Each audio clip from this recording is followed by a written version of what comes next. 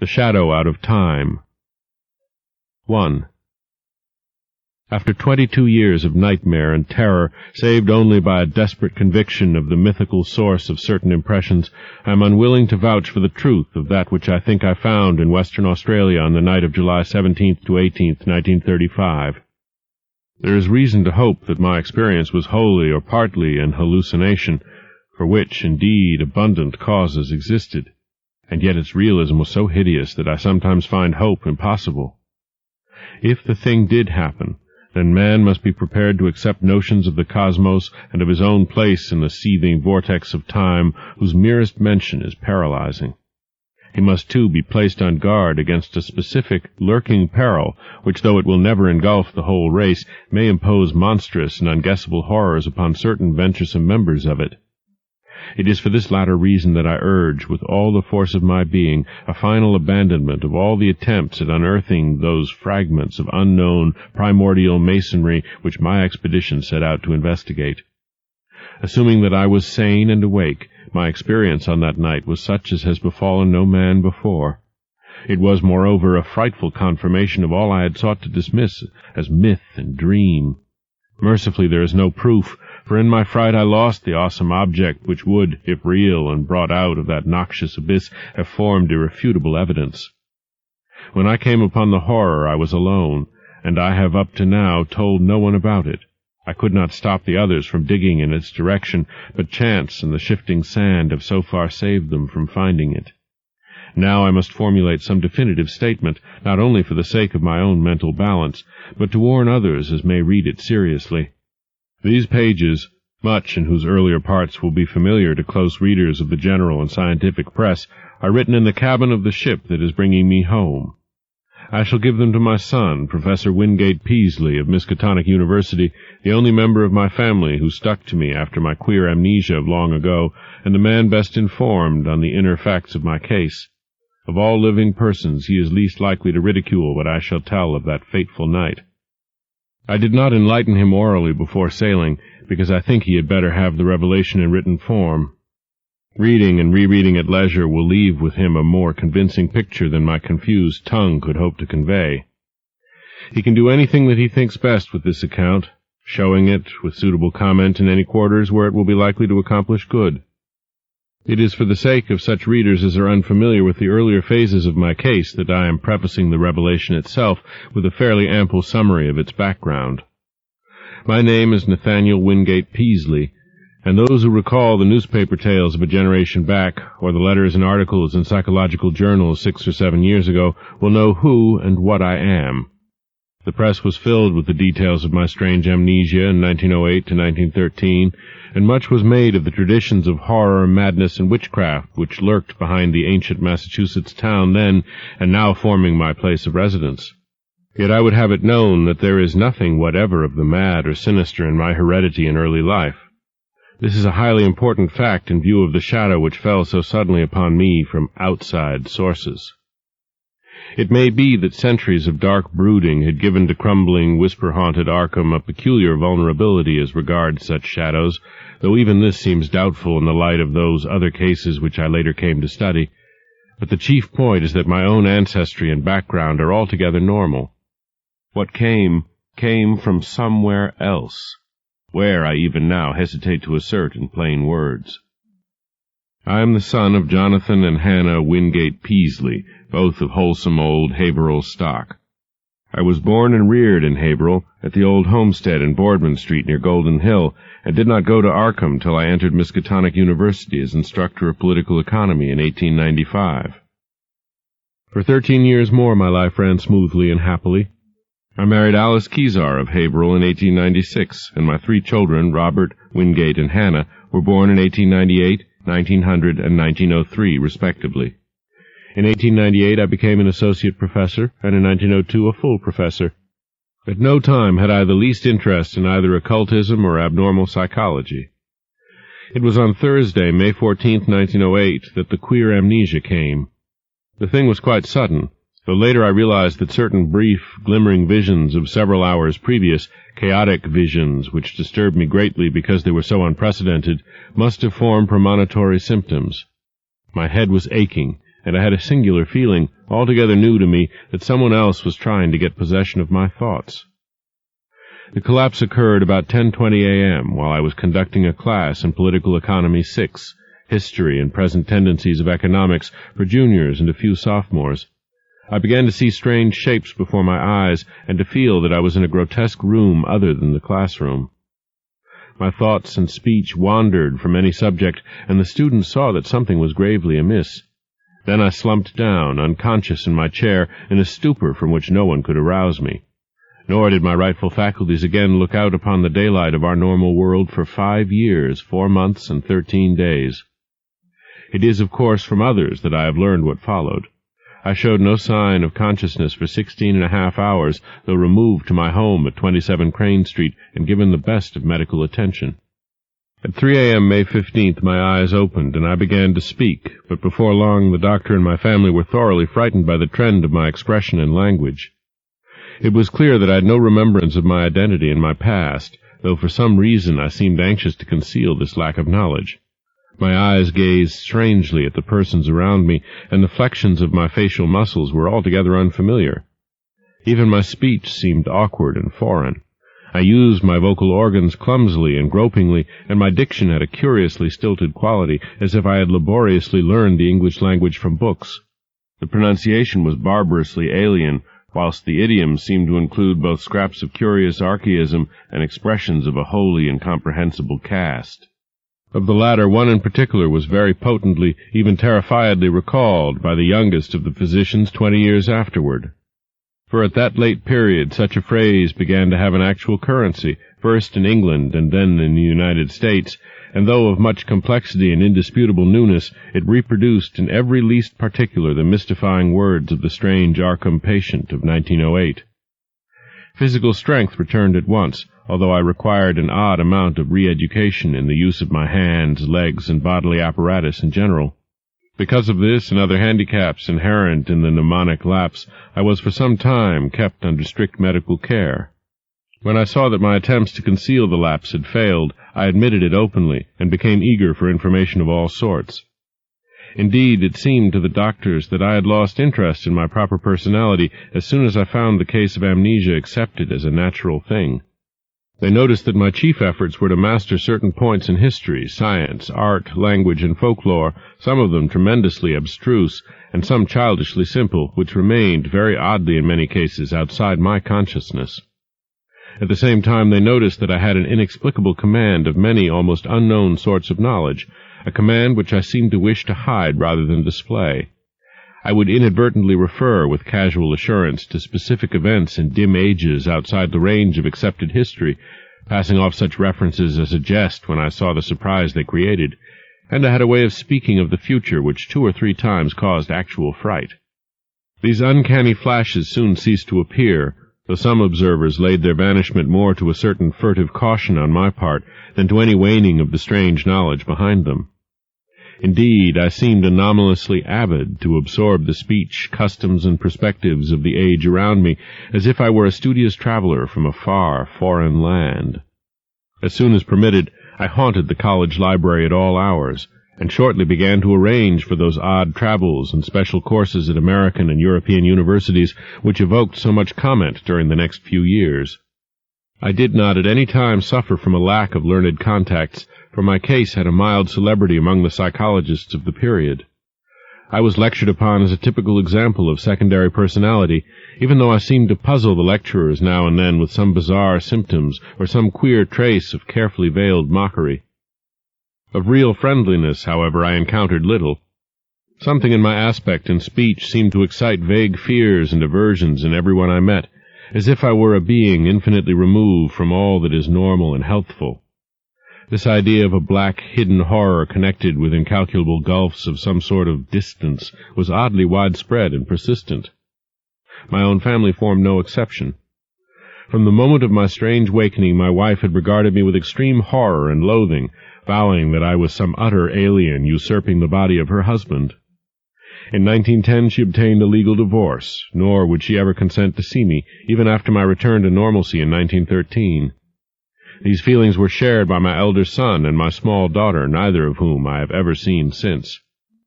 Only my second son, Wingate, seemed able to conquer the terror and repulsion which my change aroused. He indeed felt that I was a stranger, but though only 8 years old, held fast to a faith that my proper self would return. When it did return, he sought me out, and the courts gave me his custody. In succeeding years, he helped me with the studies to which I was driven, and today at 35 he is a professor of psychology at Miskatonic. But I do not wonder at the horror I caused, for certainly the mind, voice, and facial expression of the being that awaked on May 15, 1908, were not those of Nathaniel Wingate Peaslee. I will not attempt to tell much of my life from 1908 to 1913, since readers may glean all the outward essentials, as I largely had to do, from files of old newspapers and scientific journals. I was given charge of my funds and spent them slowly, and on the whole wisely, in travel and in study at various centers of learning. My travels, however, were singular in the extreme, involving long visits to remote and desolate places. In 1909 I spent a month in the Himalayas, and in 1911 aroused much attention through a camel trip into the unknown deserts of Arabia. What happened on those journeys I have never been able to learn. During the summer of 1912 I chartered a ship and sailed in the Arctic, north of Spitzbergen, afterward showing signs of disappointment. Later in that year I spent weeks alone beyond the limits of previous or subsequent exploration in the vast limestone cavern systems of western Virginia, black labyrinths so complex that no retracing of my steps could even be considered. My sojourns at the universities were marked by abnormally rapid assimilation, as if the secondary personality had an intelligence enormously superior to my own.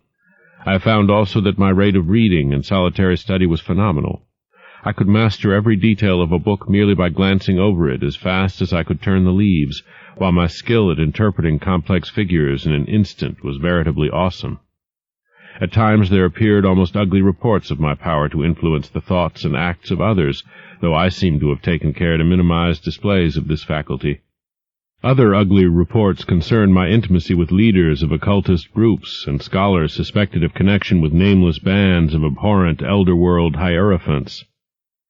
These rumors, though never proved at the time, were doubtless stimulated by the known tenor of some of my reading, for the consultation of rare books at libraries cannot be effected secretly. There is tangible proof, in the form of marginal notes, that I went minutely through such things as the Comte d'Erlet's Culte des Ghouls, Ludwig Prinz de Vermis Mysteriis, the Unaussprechlichen Kulten of von Junst, the surviving fragments of the puzzling Book of Iban, and the dreaded Necronomicon of the mad Arab Abdul al-Hazred. Then, too, it is undeniable that a fresh and evil wave of underground cult activity set in about the time of my odd mutation. In the summer of 1913 I began to display signs of ennui and flagging interest, and to hint to various associates that the change might soon be expected in me. I spoke of returning memories of my earlier life, though most auditors judged me insincere, since all the recollections I gave were casual, and such as might have been learned from my old private papers. About the middle of August I returned to Arkham and reopened my long-closed house in Crane Street. Here I installed a mechanism of the most curious aspect, constructed piecemeal by different makers of scientific apparatus in Europe and America, and guarded carefully from the sight of anyone intelligent enough to analyze it. Those who did see it, a workman, a servant, and the new housekeeper, say that it was a queer mixture of rods, wheels, and mirrors, though only about 2 feet tall, 1 foot wide, and 1 foot thick. The central mirror was circular and convex. All this is borne out by such makers of parts as can be located. On the evening of Friday, September 26th, I dismissed the housekeeper and the maid until noon of the next day. Lights burned in the house till late, and a lean, dark, curiously foreign-looking man called in an automobile. It was about 1 a.m. that the lights were last seen. At 2:15 a.m., a policeman observed the place in darkness, but with the stranger's motor still at the curb. By 4 o'clock the motor was certainly gone. It was at 6 o'clock that a hesitant, foreign voice on the telephone asked Dr. Wilson to call at my house and bring me out of a peculiar faint.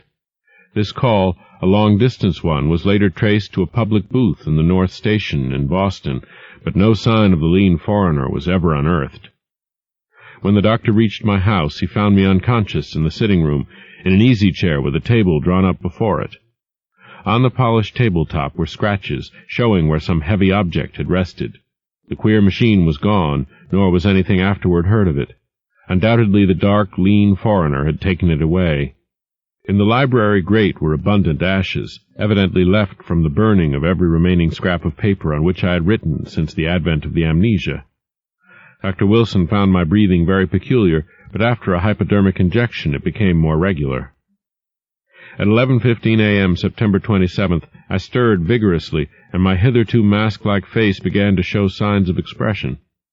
Dr. Wilson remarked that the expression was not that of my secondary personality, but seemed much like that of my normal self. About 11:30 I muttered some very curious syllables which seemed unrelated to any human speech. I appeared, too, to struggle against something. Then, just after noon, the housekeeper and the maid having meanwhile returned, I began to mutter in English. Of the orthodox economists of that period, Jevons typifies the prevailing trend toward scientific correlation. His attempt to link the commercial cycle of prosperity and depression with the physical cycle of the solar spots forms perhaps the apex of... Nathaniel Wingate Peaslee had come back, a spirit in whose time scale it was still that Thursday morning in 1908, with the economics class gazing up at the battered desk on the platform. 2. My reabsorption into normal life was a painful and difficult process. The loss of over 5 years creates more complications than can be imagined, and in my case there were countless matters to be adjusted. What I heard of my actions since 1908 astonished and disturbed me, but I tried to view the matter as philosophically as I could. At last, regaining custody of my second son, Wingate, I settled down with him in the Crane Street house and endeavored to resume my teaching, my old professorship having been kindly offered me by the college. I began work with the February 1914 term, and kept at it just a year. By that time I realized how badly my experience had shaken me. Though perfectly sane, I hoped, and with no flaw in my original personality, I had not the nervous energy of the old days. Vague dreams and queer ideas continually haunted me, and when the outbreak of the World War turned my mind to history, I found myself thinking of periods and events in the oddest possible fashion. My conception of time, my ability to distinguish between consecutiveness and simultaneousness, seemed subtly disordered, so that I formed chimerical notions about living in one age and casting one's mind all over eternity for knowledge of past and future ages. The war gave me strange impressions of remembering some of its far-off consequences, as if I knew how it was coming out, and I could look back upon it in the light of future information. All such quasi-memories were attended with much pain, and with a feeling that some artificial psychological barrier was set against them. When I diffidently hinted to others about my impressions, I met with varied responses. Some persons looked uncomfortably at me, but men in the mathematics department spoke of new developments in those theories of relativity, then discussed only in learned circles, which were later to become so famous. Dr. Albert Einstein, they said, was rapidly reducing time to the status of a mere dimension. But the dreams and disturbed feelings gained on me, so that I had to drop my regular work in 1915. Certain of the impressions were taking an annoying shape, giving me the persistent notion that my amnesia had formed some unholy sort of exchange, that the secondary personality had indeed been an intruding force from unknown regions, and that my own personality had suffered displacement. Thus I was driven to vague and frightful speculations concerning the whereabouts of my true self during the years that another had held my body. The curious knowledge and strange conduct of my body's late tenant troubled me more and more as I learned further details from persons, papers, and magazines. Queernesses that had baffled others seemed to harmonize terribly with some background of black knowledge which festered in the chasms of my subconscious. I began to search feverishly for every scrap of information bearing on the studies and travels of that other one during the dark years. Not all of my troubles were as semi-abstract as this. There were the dreams, and these seemed to grow in vividness and concreteness. Knowing how most would regard them, I seldom mentioned them to anyone but my son or certain trusted psychologists, but eventually I commenced a scientific study of other cases in order to see how typical or non-typical such visions might be among amnesia victims.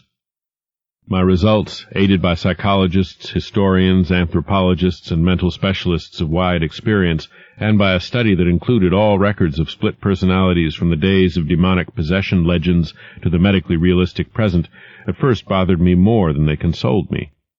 I soon found that my dreams had, indeed, no counterpart in the overwhelming bulk of true amnesia cases. There remained, however, a tiny residue of accounts which for years baffled and shocked me with their parallelism to my own experience. Some of them were bits of ancient folklore, others were case histories in the annals of medicine, one or two were anecdotes obscurely buried in standard histories. It thus appeared that while my special kind of affliction was prodigiously rare, instances of it had occurred at long intervals ever since the beginning of men's annals.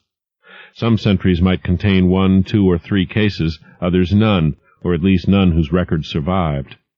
The essence was always the same, a person of keen thoughtfulness seized with a strange secondary life and leading for a greater or lesser period an utterly alien existence, typified at first by vocal and bodily awkwardness, and later by a wholesale acquisition of scientific, historic, artistic, and anthropological knowledge. An acquisition carried on with feverish zest and with a wholly abnormal absorptive power.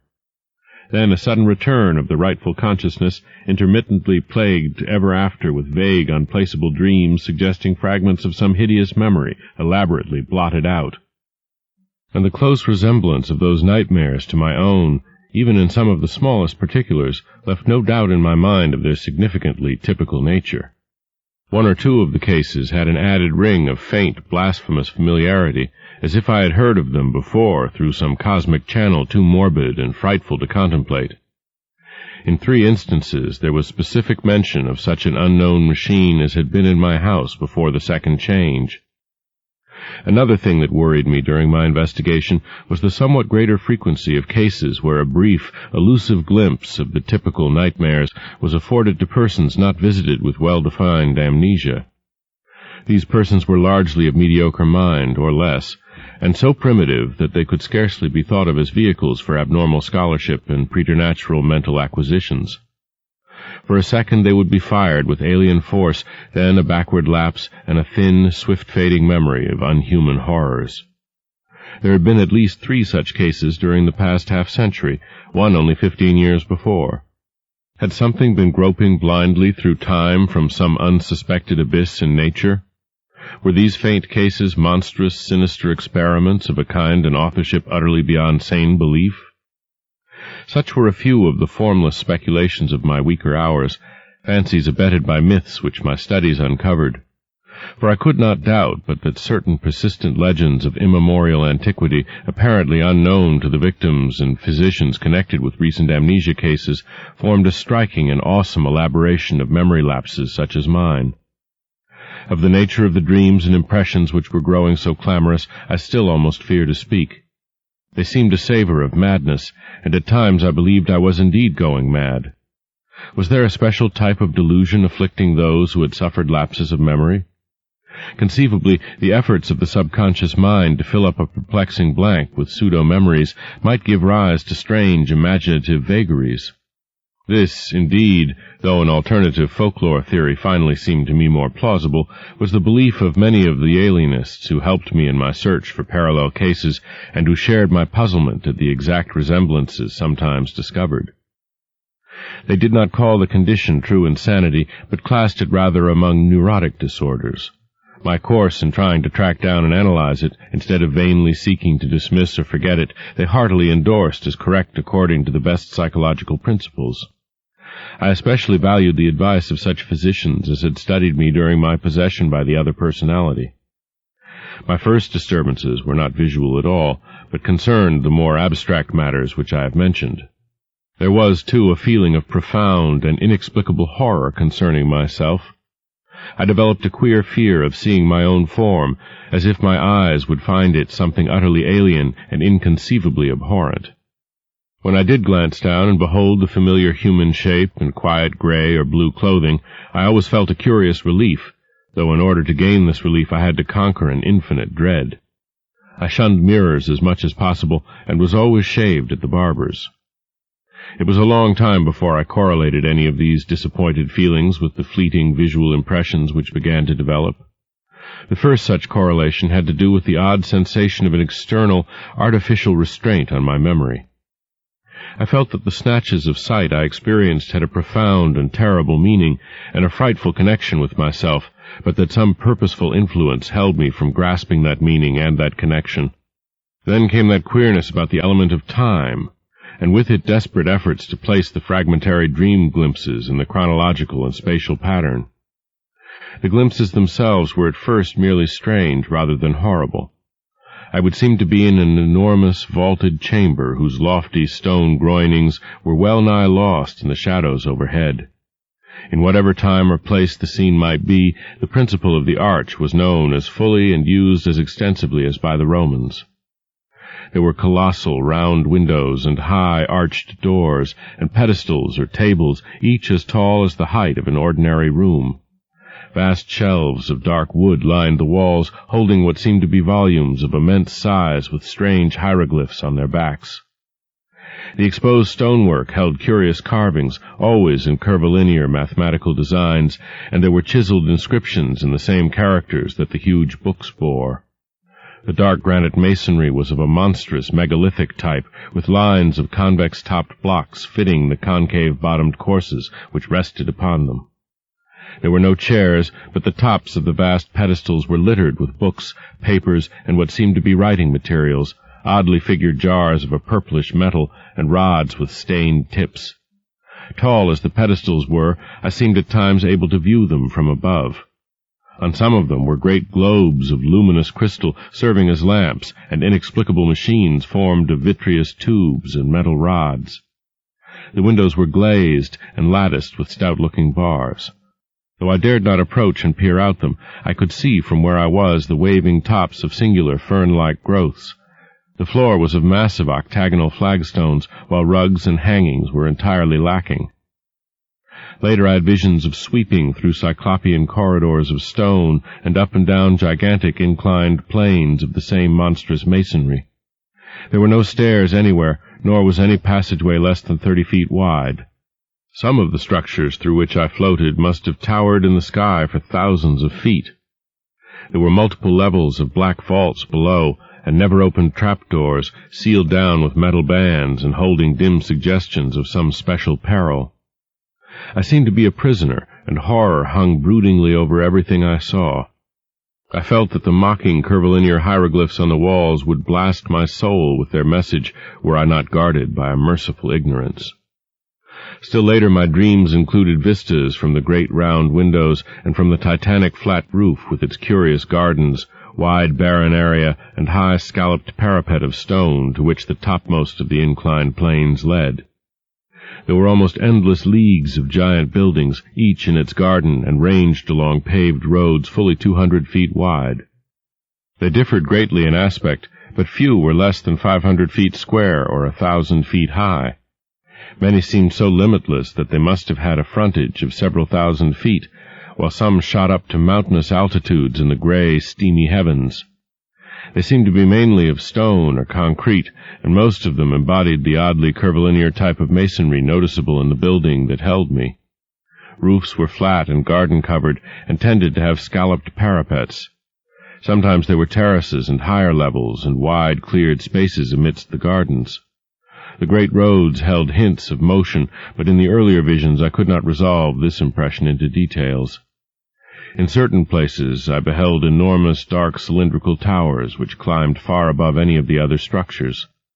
These appeared to be of a totally unique nature, and showed signs of prodigious age and dilapidation.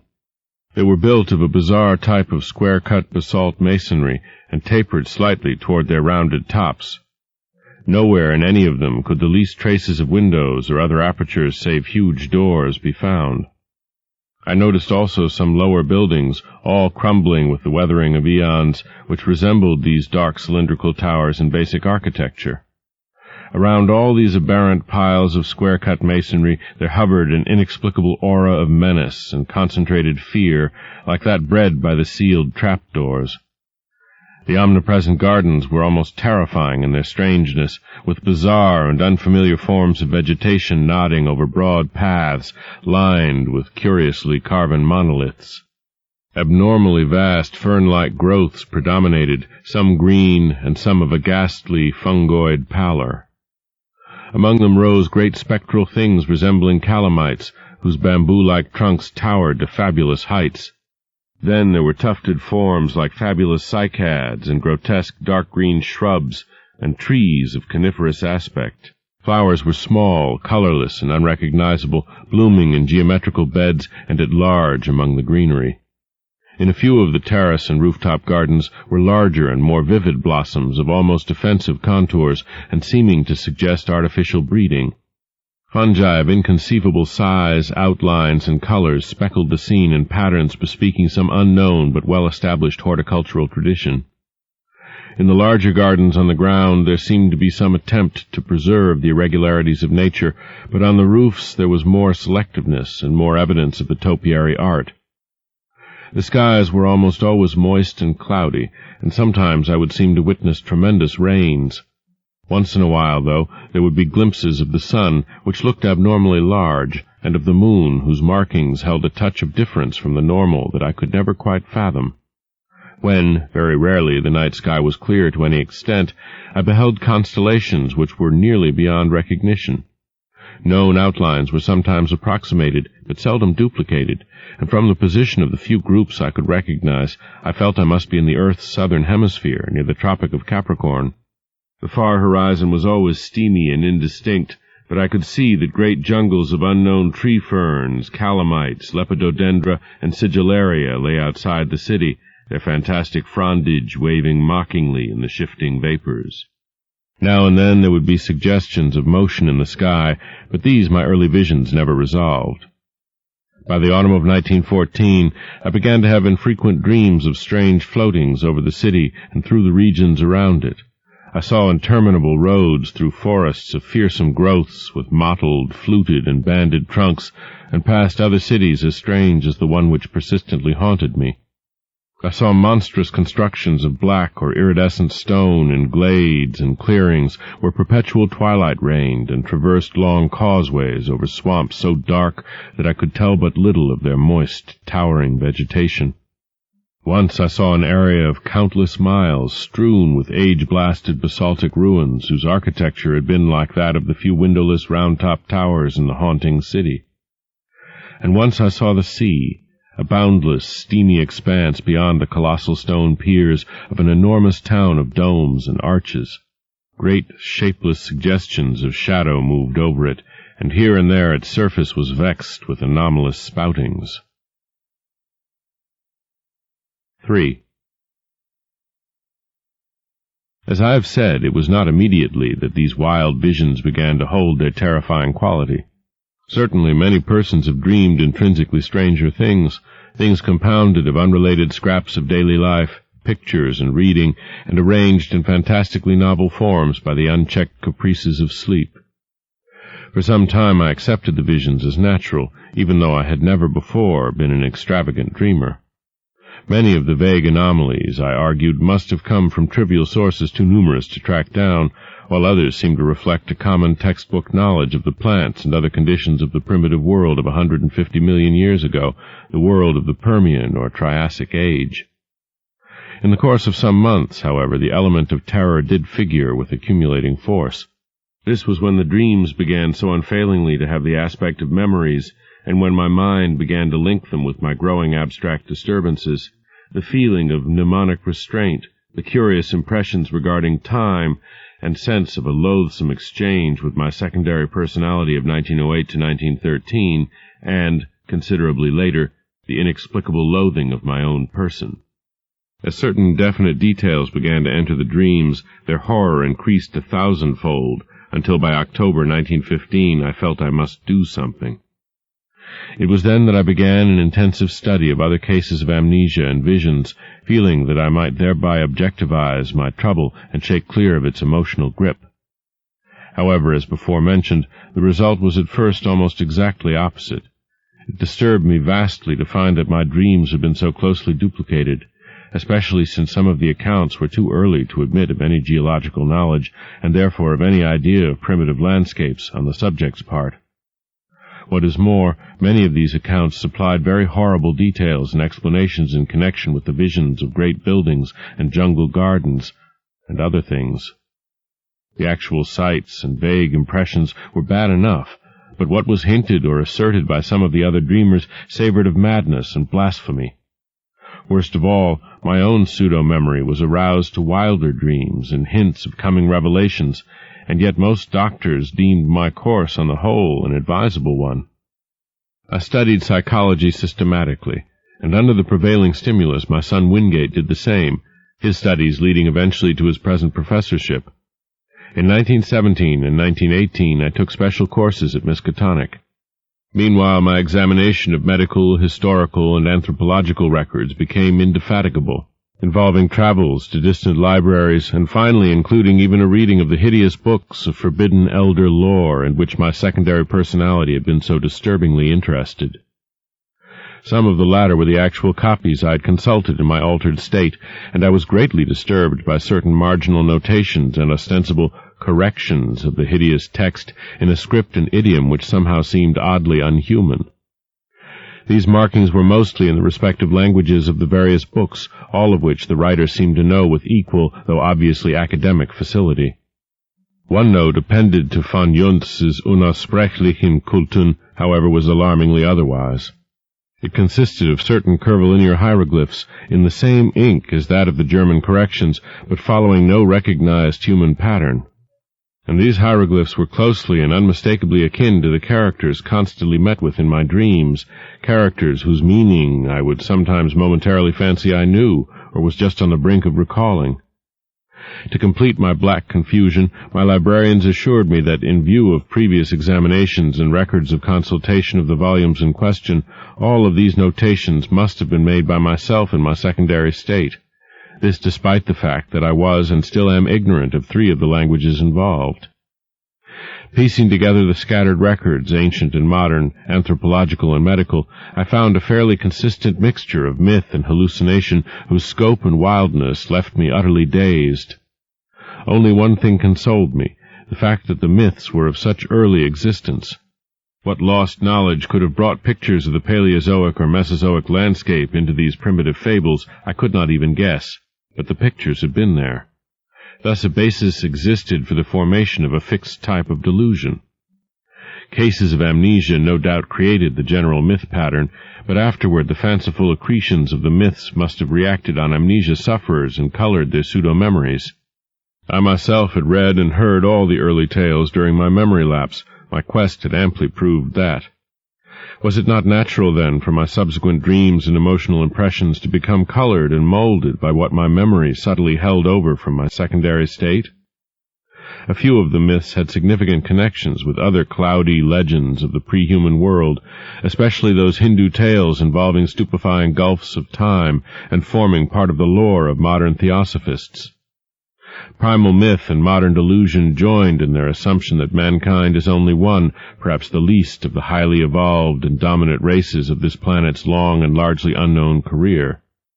Things of inconceivable shape, they implied, had reared towers to the sky and delved into every secret of nature before the first amphibian forebear of man had crawled out of the hot sea 300 million years ago. Some had come down from the stars. A few were as old as the cosmos itself. Others had arisen swiftly from terrene germs, as far behind the first germs of our life cycle as those germs are behind ourselves. Spans of thousands of millions of years and linkages to other galaxies and universes were freely spoken of.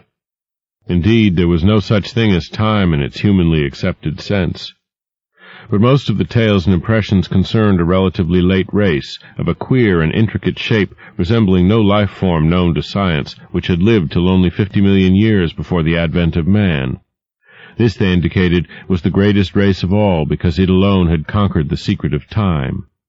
It had learned all things that were ever known or ever would be known on the earth through the power of its keener minds to project themselves into the past and future, even through gulfs of millions of years, and study the lore of every age. From the accomplishments of this race arose all legends of prophets, including those in human mythology.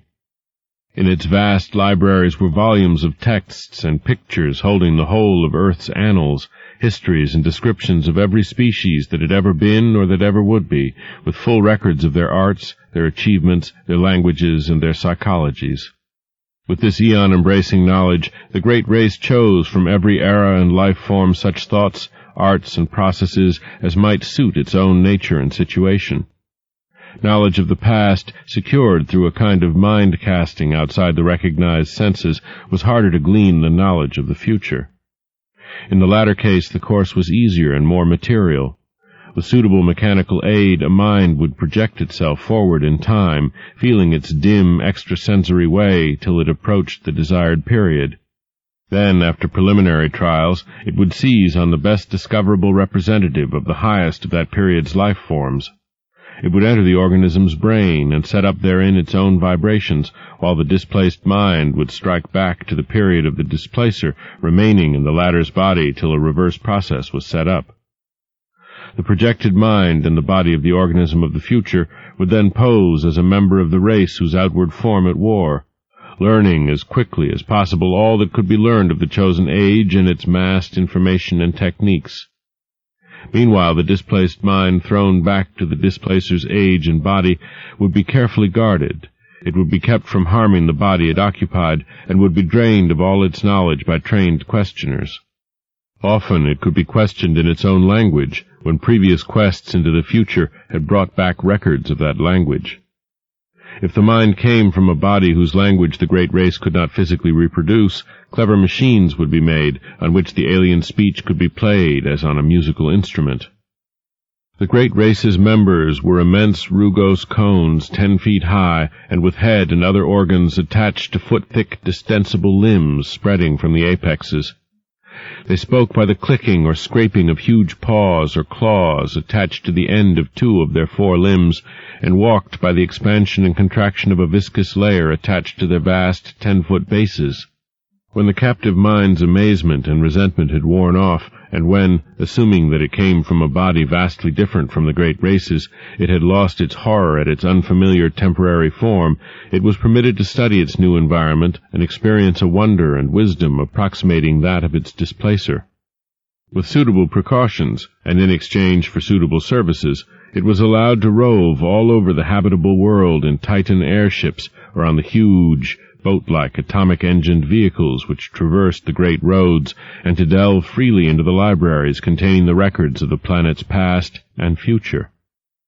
This reconciled many captive minds to their lot, since none were other than keen, and to such minds the unveiling of hidden mysteries of Earth, closed chapters of inconceivable pasts and dizzying vortices of future time, which include the years ahead of their own natural ages, forms always, despite the abysmal horrors often unveiled, the supreme experience of life. Now and then certain captives were permitted to meet other captive minds seized from the future, to exchange thoughts with consciousnesses living 100 or 1,000 or 1,000,000 years before or after their own ages, and all were urged to write copiously in their own languages of themselves and their respective periods, such documents to be filed in the great central archives. It may be added that there was one special type of captive whose privileges were far greater than those of the majority. These were the dying permanent exiles, whose bodies in the future had been seized by keen-minded members of the great race who, faced with death, sought to escape mental extinction. Such melancholy exiles were not as common as might be expected, since the longevity of the great race lessened its love of life, especially among those superior minds capable of projection. From cases of the permanent projection of elder minds arose many of those lasting changes of personality noticed in later history, including mankind's. As for the ordinary cases of exploration, when the displacing mind had learned what it wished in the future, it would build an apparatus like that which had started its flight and reverse the process of projection. Once more it would be in its own body in its own age, while the lately captive mind would return to that body of the future to which it properly belonged. Only when one or the other of the bodies had died during the exchange was this restoration impossible.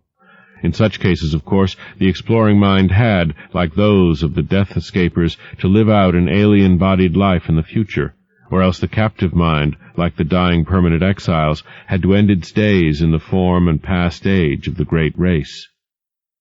This fate was least horrible when the captive mind was also of the great race, a not infrequent occurrence, since in all its periods that race was intensely concerned with its own future. The number of dying permanent exiles of the great race was very slight, largely because of the tremendous penalties attached to displacement of future great race minds by the moribund. Through projection, arrangements were made to inflict these penalties on the offending minds in their new future bodies, and sometimes forced re-exchanges were effected. Complex cases of the displacement of exploring or already captive minds by minds in various regions of the past had been known and carefully rectified. In every age since the discovery of mind projection, a minute but well-recognized element of the population consisted of great race minds from past ages sojourning for a longer or shorter while. When a captive mind of alien origin was returned to its own body in the future, it was purged by an intricate mechanical hypnosis of all it had learned in the great race's age, this because of certain troublesome consequences inherent in the general carrying forward of knowledge in large quantities. The few existing instances of clear transmission had caused, and would cause at known future times, great disasters, and it was largely in consequence of 2 cases of this kind, said the old myths, that mankind had learned what it had concerning the great race. Of all things surviving physically and directly from that eon-distant world, there remained only certain ruins of great stones in far places and under the sea, and parts of the text of the frightful Nakkatic manuscripts. Thus the returning mind reached its own age with only the faintest and most fragmentary visions of what it had undergone since its seizure. All memories that could be eradicated were eradicated, so that in most cases only a dream-shadowed blank stretched back to the time of the first exchange. Some minds recalled more than others, and the chance joining of memories had at rare times brought hints of the forbidden past to future ages. There probably never was a time when groups or cults did not secretly cherish certain of these hints. In the Necronomicon, the presence of such a cult among human beings was suggested, a cult that sometimes gave aid to minds voyaging down the eons from the days of the great race. And meanwhile the great race itself waxed well-nigh omniscient, and turned to the task of setting up exchanges with the minds of other planets, and of exploring their pasts and futures. It sought likewise to fathom the past years and origin of that black, eon-dead orb in far space, whence its own mental heritage had come, for the mind of the great race was older than its bodily form. The beings of a dying elder world, wise with the ultimate secrets, had looked ahead for a new world and species wherein they might have long life, and had sent their minds en masse into that future race best adapted to house them, the cone-shaped beings that peopled our earth 1 billion years ago. Thus the great race came to be, while the myriad minds sent backwards were left to die in the horror of strange shapes. Later the race would again face death, yet would live through another forward migration of its best minds into the bodies of others who had a longer physical span ahead of them. Such was the background of intertwined legend and hallucination. When around 1920 I had my researches in coherent shape, I felt a slight lessening of the tension which their earlier stages had increased. After all, and in spite of the fancies prompted by blind emotions, were not most of my phenomena readily explainable? Any chance might have turned my mind to dark studies during the amnesia, and then I read the forbidden legends and met the members of ancient and ill-regarded cults. That plainly supplied the material for the dreams and disturbed feelings which came after the return of memory. As for the marginal notes and dream hieroglyphs and languages unknown to me but laid at my door by librarians, I might easily have picked up a smattering of the tongues during my secondary state, while the hieroglyphs were doubtless coined by my fancy from descriptions in old legends, and afterward woven into my dreams.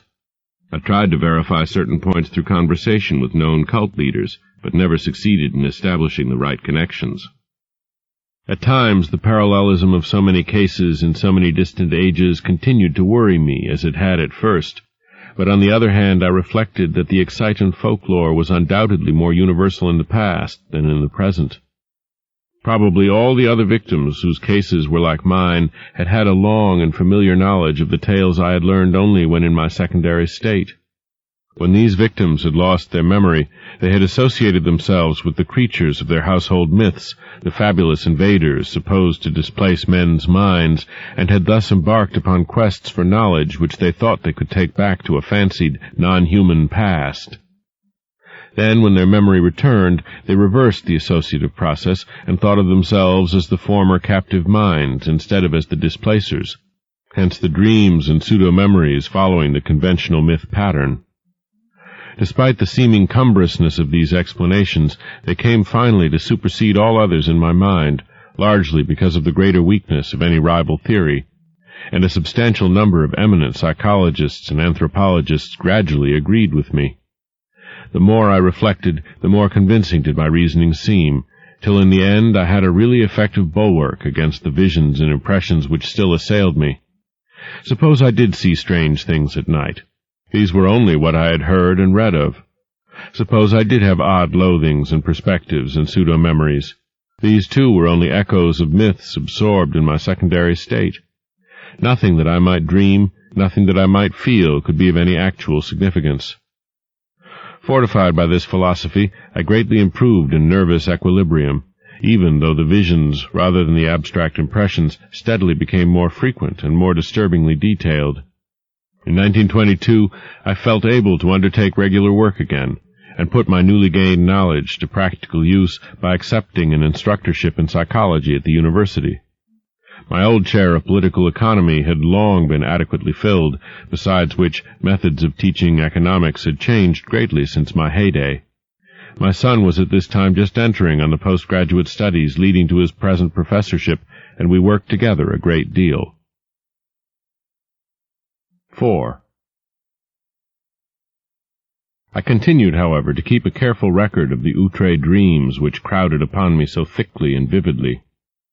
Such a record, I argued, was of genuine value as a psychological document. The glimpses still seemed damnably like memories, though I fought off this impression with a goodly measure of success. In writing, I treated the phantasmata as things seen, but at all other times I brushed them aside like any gossamer illusions of the night. I had never mentioned such matters in common conversation, though reports of them, filtering out, as such things will, had aroused sundry rumors regarding my mental health. It is amusing to reflect that these rumors were confined wholly to laymen, without a single champion among physicians or psychologists. Of my visions after 1914, I will here mention only a few, since fuller accounts and records are at the disposal of the serious student. It is evident that with time the curious inhibitions somewhat waned, for the scope of my visions vastly increased. They have never, though, become other than disjointed fragments, seemingly without clear motivation. Within the dreams I seemed gradually to acquire a greater and greater freedom of wandering. I floated through many strange buildings of stone, going from one to the other along mammoth underground passages which seemed to form the common avenues of transit. Sometimes I encountered those gigantic sealed trap-doors in the lowest level, around which such an aura of fear and forbiddenness clung. I saw tremendously tessellated pools and rooms of curious and inexplicable utensils of myriad sorts. Then there were colossal caverns of intricate machinery whose outlines and purpose were wholly strange to me, and whose sound manifested itself only after many years of dreaming. I may here remark that sight and sound are the only senses I have ever exercised in the visionary world. The real horror began in May 1915, when I first saw the living things. This was before my studies had taught me what, in view of the myths and case histories, to expect. As mental barriers wore down, I beheld great masses of thin vapor in various parts of the building and in the streets below. These steadily grew more solid and distinct, till at last I could trace their monstrous outlines with uncomfortable ease. They seemed to be enormous, iridescent cones about 10 feet high and 10 feet wide at the base, and made up of some ridgy, scaly, semi-elastic matter. From their apexes projected 4 flexible cylindrical members, each a foot thick and of a ridgy substance like that of the cones themselves. These members were sometimes contracted almost to nothing, and sometimes extended to any distance up to about 10 feet. Terminating 2 of them were enormous claws or nippers.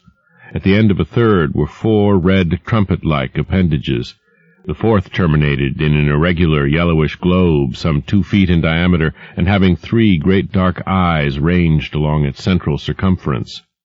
Surmounting this head were 4 slender gray stalks bearing flower-like appendages, whilst from its nether side dangled 8 greenish antennae, or tentacles. The great base of the central cone was fringed with a rubbery gray substance which moved the whole entity through expansion and contraction. Their actions, though harmless, horrified me even more than their appearance, for it is not wholesome to watch monstrous objects doing what one had known only human beings to do. These objects moved intelligently about the great rooms, getting books from the shelves and taking them to the great tables, or vice versa, and sometimes writing diligently with a peculiar rod gripped in the greenish head tentacles. The huge nippers were used in carrying books and in conversation, speech consisting of a kind of clicking and scraping. The objects had no clothing, but wore satchels or knapsacks suspended from the top of the conical trunk. They commonly carried their head and its supporting member at the level of the cone top, although it was frequently raised or lowered. The other 3 great members tended to rest downward at the sides of the cone, contracting to about 5 feet each when not in use. From their rate of reading, writing, and operating their machines, those on the tables seemed somehow connected with thought. I concluded that their intelligence was enormously greater than man's. Afterward I saw them everywhere, swarming in all the great chambers and corridors, tending monstrous machines in vaulted crypts, and racing along the vast roads in gigantic boat-shaped cars. I ceased to be afraid of them, for they seemed to form supremely natural parts of their environment. Individual differences amongst them began to be manifest, and a few appeared to be under some kind of restraint. These latter, though showing no physical variation, had a diversity of gestures and habits which marked them off not only from the majority, but very largely from one another. They wrote a great deal in what seemed to my cloudy vision a vast variety of characters, never the typical curvilinear hieroglyphs of the majority. A few, I fancied, used our own familiar alphabet. Most of them worked much more slowly than the general mass of the entities. All this time my own part in the dreams seemed to be that of a disembodied consciousness with a range of vision wider than the normal, floating freely about, yet confined to the ordinary avenues and speeds of travel. Not until August 1915 did any suggestions of bodily existence begin to harass me. I say harass because the first phase was a purely abstract, though infinitely terrible, association of my previously noted body loathing with the scenes of my visions. For a while my chief concern during dreams was to avoid looking down at myself, and I recall how grateful I was for the total absence of large mirrors in the strange rooms. I was mightily troubled by the fact that I always saw the great tables, whose height could not be under 10 feet, from a level not below that of their surfaces. And then the morbid temptation to look down at myself became greater and greater, till one night I could not resist it. At first my downward glance revealed nothing whatever. A moment later I perceived that this was because my head lay at the end of a flexible neck of enormous length. Retracting this neck and gazing down very sharply, I saw the scaly, rugose, iridescent bulk of a vast cone 10 feet tall and 10 feet wide at the base. That was when I waked half of Arkham with my screaming as I plunged madly up from the abyss of sleep. Only after weeks of hideous repetition did I grow half reconciled to these visions of myself in monstrous form. In the dreams I now moved bodily among the other unknown entities, reading terrible books from the endless shelves, and writing for hours at the great tables with a stylus managed by the green tentacles that hung down from my head. Snatches of what I read and wrote would linger in my memory. There were horrible annals of other worlds and other universes, and of stirrings of formless life outside of all universes. There were records of strange orders of beings which had peopled the world in forgotten pasts, and frightful chronicles of grotesque-bodied intelligences which would people it millions of years after the death of the last human being. I learned of chapters in human history whose existence no scholar of today has ever suspected. Most of these writings were in the language of the hieroglyphs, which I studied in a queer way with the aid of droning machines, and which was evidently an agglutinative speech with root systems utterly unlike any found in human languages. Other volumes were in other unknown tongues learned in the same queer way. Very few were in languages I knew. Extremely clever pictures, both inserted in the records and forming separate collections, aided me immensely. and all the time I seemed to be setting down a history of my own age in English. On waking, I could recall only minute and meaningless scraps of the unknown tongues which my dream self had mastered, though whole phrases of the history stayed with me. I learned, even before my waking self had studied the parallel cases or the old myths from which the dreams doubtless sprang, that the entities around me were of the world's greatest race, which had conquered time and had sent exploring minds into every age. I knew, too, that I had been snatched from my age while another used my body in that age, and that a few of the other strange forms housed similarly captured minds. I seemed to talk in some odd language of claw-clickings with exiled intellects from every corner of the solar system. There was a mind from the planet we know as Venus, which would live incalculable epochs to come, and one from an outer moon of Jupiter 6 million years in the past. Of earthly minds, there were some from the winged, star-headed, half-vegetable race of Paleogean Antarctica, one from the reptile people of fabled Volusia, 3 from the furry, pre-human Hyperborean worshippers of Sathagua, 1 from the wholly abominable Cho-Chos, 2 from the arachnid denizens of Earth's last age, 5 from the hardy coleopterous species immediately following mankind, to which the great race was someday to transfer its keenest minds en masse in the face of horrible peril, and several from different branches of humanity.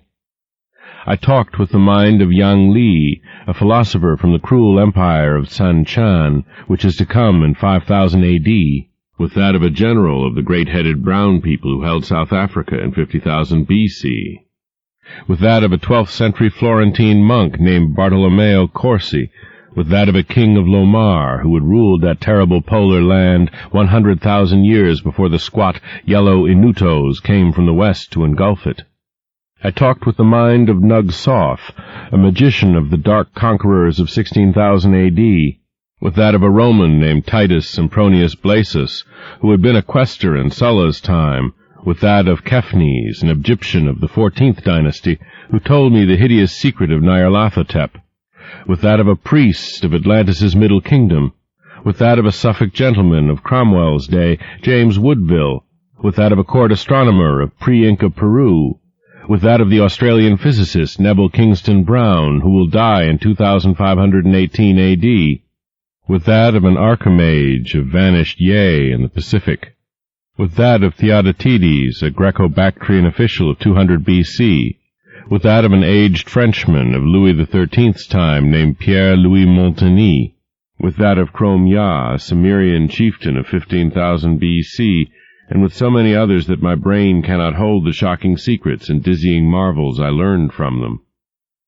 I awaked each morning in a fever, sometimes frantically trying to verify or discredit such information as fell within the range of modern human knowledge. Traditional facts took on new and doubtful aspects, and I marveled at the dream fancy which could invent such surprising addenda to history and science. I shivered at the mysteries the past may conceal, and trembled at the menaces the future may bring forth. What was hinted in the speech of post-human entities of the fate of mankind produced such an effect on me that I will not set it down here. After man there would be the mighty beetle civilization, the bodies of whose members the cream of the great race would seize when the monstrous doom overtook the elder world. Later, as the earth's span closed, the transferred minds would again migrate through time and space to another stopping place in the bodies of the bulbous vegetable entities of Mercury. But there would be races after them, clinging pathetically to the cold planet and burrowing to its horror-filled core before the utter end. Meanwhile, in my dreams, I wrote endlessly in that history of my own age, which I was preparing, half voluntarily and half through promises of increased library and travel opportunities, for the great race's central archives. The archives were in a colossal subterranean structure near the city's center, which I came to know well through frequent labors and consultations. Meant to last as long as the race, and to withstand the fiercest of Earth's convulsions, this Titan repository surpassed all other buildings in the massive, mountain-like firmness of its construction. The records, written or printed on great sheets of a curiously tenacious cellulose fabric, were bound into books that opened from the top, and were kept in individual cases of a strange, extremely light, rustless metal of grayish hue, decorated with mathematical designs, and bearing the title in the great race's curvilinear hieroglyphs. These cases were stored in tiers of rectangular vaults, like closed, locked shelves, wrought of the same rustless metal and fastened by knobs with intricate turnings. My own history was assigned a specific place in the vaults of the lowest or vertebrate level, the section devoted to the culture of mankind and of the furry and reptilian races immediately preceding it in terrestrial dominance. But none of the dreams ever gave me a full picture of daily life. All were the merest misty, disconnected fragments, and it is certain that these fragments were not unfolded in their rightful sequence. I have, for example, a very imperfect idea of my own living arrangements in the dream world, though I seem to have possessed a great stone room of my own. My restrictions as a prisoner gradually disappeared, so that some of the visions included vivid travels over the mighty jungle roads, sojourns in strange cities, and explorations of some of the vast, dark, windowless ruins from which the great race shrank in curious fear. There were also long sea voyages in enormous, many-decked boats of incredible swiftness, and trips over wild regions in closed, projectile-like airships, lifted and moved by electrical repulsion. Beyond the wide, warm ocean were other cities of the great race, and on one far continent I saw the crude villages of the black-snouted, winged creatures who would evolve as a dominant stock after the great race had sent its foremost minds into the future to escape the creeping horror. Flatness and exuberant green life were always the keynote of the scene. Hills were low and sparse, and usually displayed signs of volcanic forces. Of the animals I saw, I could write volumes. All were wild, for the great race's mechanized culture had long since done away with domestic beasts, while food was wholly vegetable or synthetic. Clumsy reptiles of great bulk floundered in steaming morasses, fluttered in the heavy air, or spouted in the seas and lakes, and among these I fancied I could vaguely recognize lesser, archaic prototypes of many forms: dinosaurs, pterodactyls, ichthyosaurs, labyrinthodonts, plesiosaurs, and the like, made familiar through paleontology. Of birds or mammals there were none that I could discover. The ground and swamps were constantly alive with snakes, lizards, and crocodiles, while insects buzzed incessantly among the lush vegetation, and far out at sea unspied and unknown monsters spouted mountainous columns of foam into the vaporous sky. Once I was taken under the ocean in a gigantic submarine vessel with searchlights, and glimpsed some living horrors of awesome magnitude. I saw also the ruins of incredible sunken cities, and the wealth of crinoid, brachiopod, coral, and ichthyic life which everywhere abounded. Of the physiology, psychology, folkways, and detailed history of the great race, my visions preserved but little information, and many of the scattered points I here set down were gleaned from my study of old legends and other cases rather than from my own dreaming. For in time, of course, my reading and research caught up with and passed the dreams in many phases, so that certain dream fragments were explained in advance and formed verifications of what I had learned. This consolingly established my belief that similar reading and research accomplished by my secondary self had formed the source of the whole terrible fabric of pseudo-memories. The period of my dreams, apparently, was one somewhat less than 150 million years ago, when the Paleozoic age was giving place to the Mesozoic.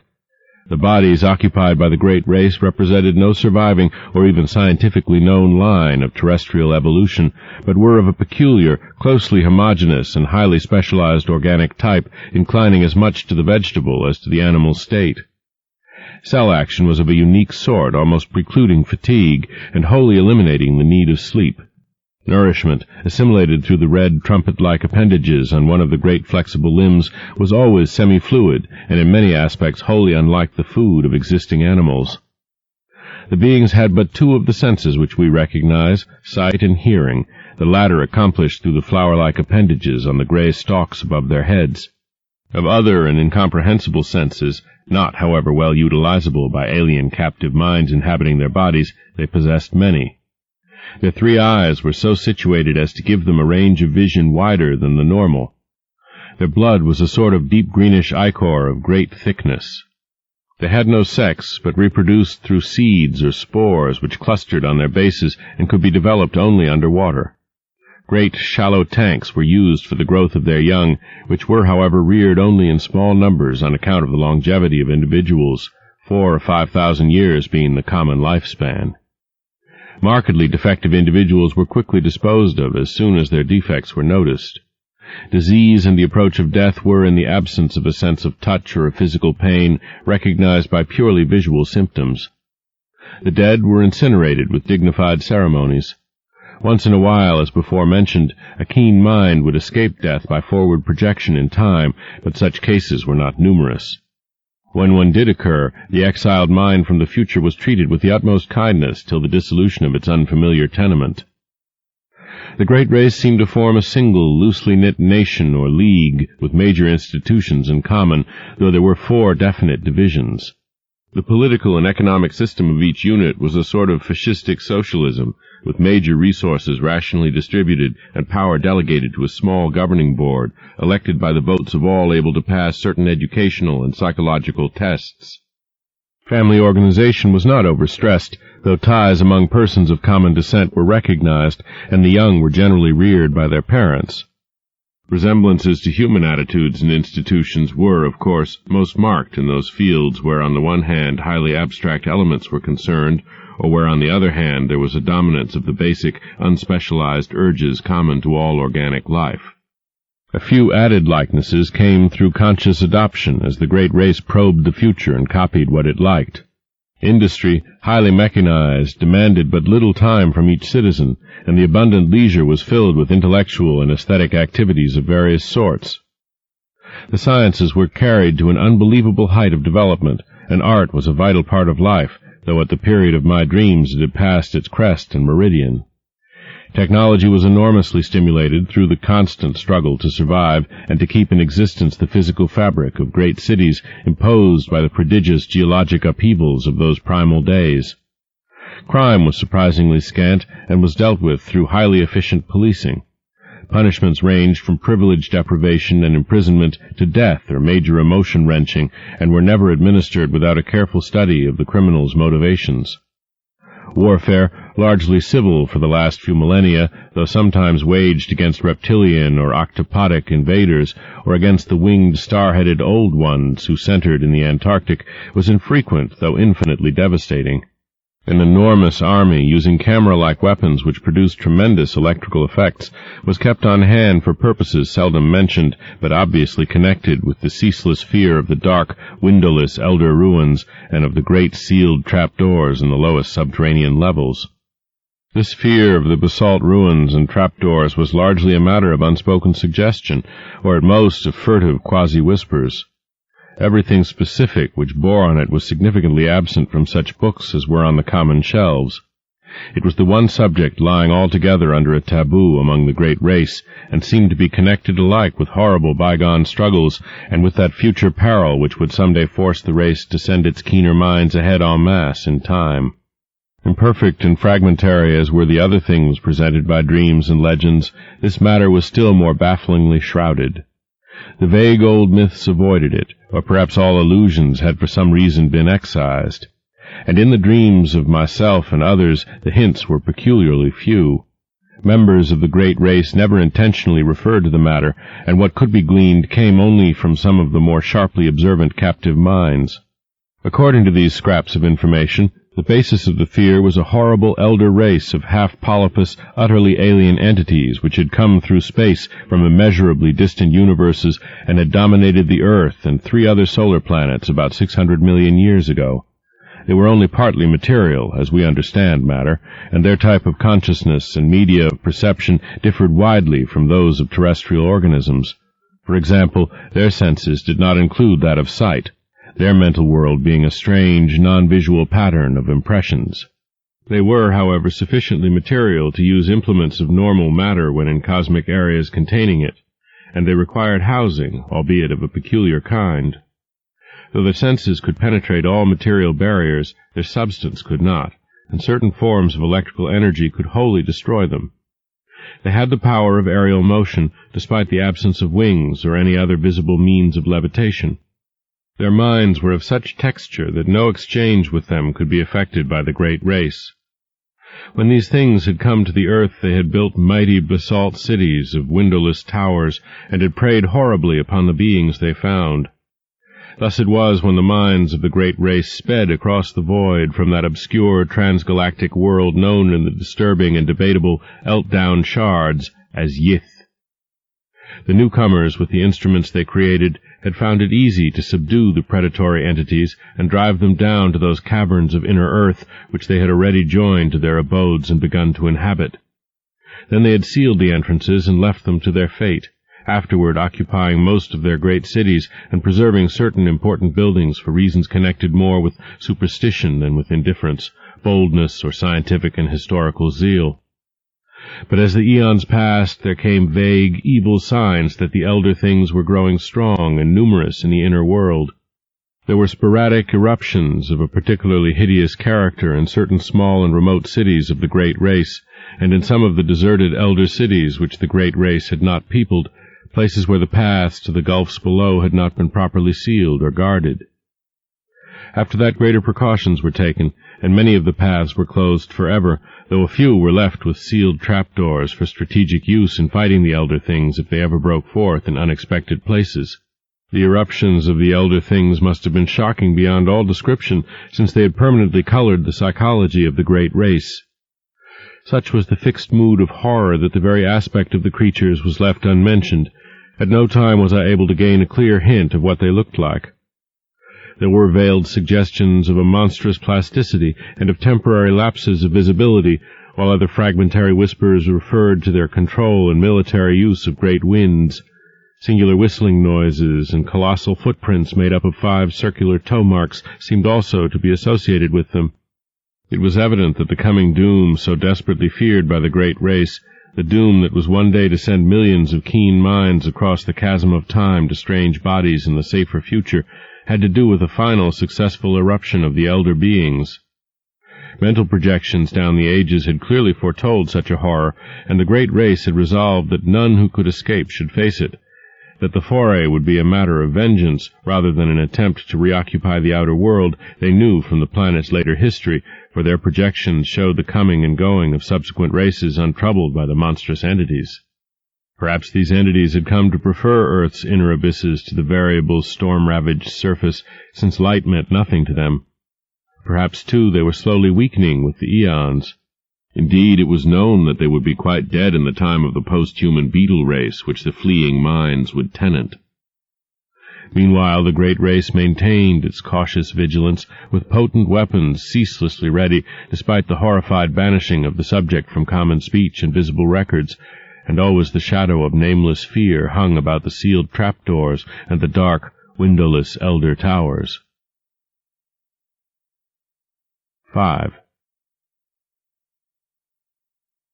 That is the world of which my dreams brought me dim, scattered echoes every night. I cannot hope to give any true idea of the horror and dread contained in such echoes, for it was upon a wholly intangible quality, the sharp sense of pseudo-memory, that such feelings mainly depended. As I have said, my studies gradually gave me a defense against these feelings in the form of rational psychological explanations, and this saving influence was augmented by the subtle touch of accustomedness which comes with the passage of time. Yet in spite of everything, the vague, creeping terror would return momentarily now and then. It did not, however, engulf me as it had before, and after 1922 I lived a very normal life of work and recreation. In the course of years I began to feel that my experience, together with the kindred cases and the related folklore, ought to be definitely summarized and published for the benefit of serious students. Hence I prepared a series of articles briefly covering the whole ground and illustrated with crude sketches of some of the shapes, scenes, decorative motifs, and hieroglyphs remembered from the dreams. These appeared at various times during 1928 and 1929 in the Journal of the American Psychological Society, but did not attract much attention. Meanwhile, I continued to record my dreams with the minutest care, even though the growing stack of reports attained troublesomely vast proportions. On July 10, 1934, there was forwarded to me by the Psychological Society the letter which opened the culminating and most horrible phase of the whole mad ordeal. It was postmarked Pilbara, Western Australia, and bore the signature of one whom I found, upon inquiry, to be a mining engineer of considerable prominence. Enclosed were some very curious snapshots. I will reproduce the text in its entirety, and no reader can fail to understand how tremendous an effect it and the photographs had upon me. I was for a time almost stunned and incredulous, for although I had often thought that some basis of fact must underlie certain phases of the legends which had colored my dreams, I was none the less unprepared for anything like a tangible survival from a lost world remote beyond all imagination. Most devastating of all were the photographs, for here in cold, incontrovertible realism there stood out against a background of sand certain worn-down, water-ridged, storm-weathered blocks of stone, whose slightly convex tops and slightly concave bottoms told their own story. And when I studied them with a magnifying glass, I could see all too plainly, amidst the batterings and pittings, the traces of those vast curvilinear designs and occasional hieroglyphs whose significance had become so hideous to me. But here is the letter which speaks for itself. 49 Dampier Street, Pilbara, Western Australia, May 18, 1934. Professor N. W. Peasley, care of American Psychological Society, 30 East 41st Street, New York City, USA. My dear Sir, a recent conversation with Dr. E. M. Boyle of Perth and some papers with your articles which he has just sent me make it advisable for me to tell you about certain things I have seen in the great sandy desert east of our gold field here. It would seem, in view of the peculiar legends about old cities with huge stonework and strange designs and hieroglyphs which you describe, that I have come upon something very important. The blackfellows have always been full of talk about great stones with marks on them, and seem to have a terrible fear of such things. They connect them in some way with their common racial legends about Budai, the gigantic old man who lies asleep for ages underground with his head on his arm, and who will someday awake and eat up the world. There are some very old and half-forgotten tales of enormous underground huts of great stones, where passages lead down, and where horrible things have happened. The blackfellows claim that once some warriors fleeing in battle went down into one and never came back, but that frightful winds began to blow from the place soon after they went down. However, there usually isn't much in what these natives say. But what I have to tell is more than this. 2 years ago, when I was prospecting about 500 miles east in the desert, I came on a lot of queer pieces of dressed stone, perhaps 3 by 2 by 2 feet in size, and weathered and pitted to the very limit. At first I couldn't find any of the marks the blackfellows told about, but when I looked close enough I could make out some deeply carved lines in spite of the weathering. There were peculiar curves, just like what the blackfellows had tried to describe. I imagine there must have been 30 or 40 blocks, some nearly buried in the sand, and all within a circle, perhaps a quarter of a mile in diameter. When I saw some, I looked around closely for more and made a careful reckoning of the place with my instruments. I also took pictures of 10 or 12 of the most typical blocks, and will enclose the prints for you to see. I turned my information and pictures over to the government at Perth, but they have done nothing about them. Then I met Dr. Boyle, who had read your articles in the Journal of the American Psychological Society, and in time happened to mention the stones. He was enormously interested, and became quite excited when I showed him my snapshots, saying that the stones and the markings were just like those of the masonry you had dreamed about and seen described in legends. He meant to write you, but was delayed. Meanwhile, he sent me most of the magazines with your articles, and I saw at once from your drawings and descriptions that my stones are certainly the kind you mean. You can appreciate this from the enclosed prints. Later on you will hear directly from Dr. Boyle. Now I can understand how important all this will be to you. Without question we are faced with the remains of an unknown civilization older than any dreamed of before, and forming a basis for your legends. As a mining engineer I have some knowledge of geology, and can tell you that these blocks are so ancient they frighten me. They are mostly sandstone and granite, though one is almost certainly made of a queer sort of cement or concrete. They bear evidence of water action, as if this part of the world had been submerged and come up again after long ages, all since those blocks were made and used. It is a matter of hundreds of thousands of years, or heaven knows how much more. I don't like to think about it. In view of your previous diligent work in tracking down the legends and everything connected with them, I cannot doubt but that you will want to lead an expedition to the desert and make some archaeological excavations. Both Dr. Boyle and I are prepared to cooperate in such work if you, or organizations known to you, can furnish the funds.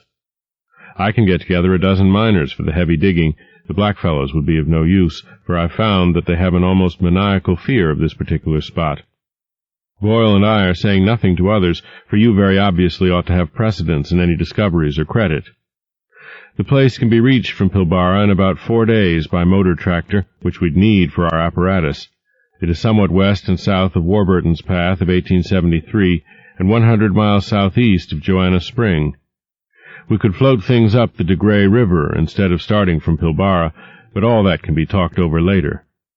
Roughly, the stones lie at a point about 22 degrees 3 minutes 14 seconds south latitude, 125 degrees 0 minutes 39 seconds east longitude.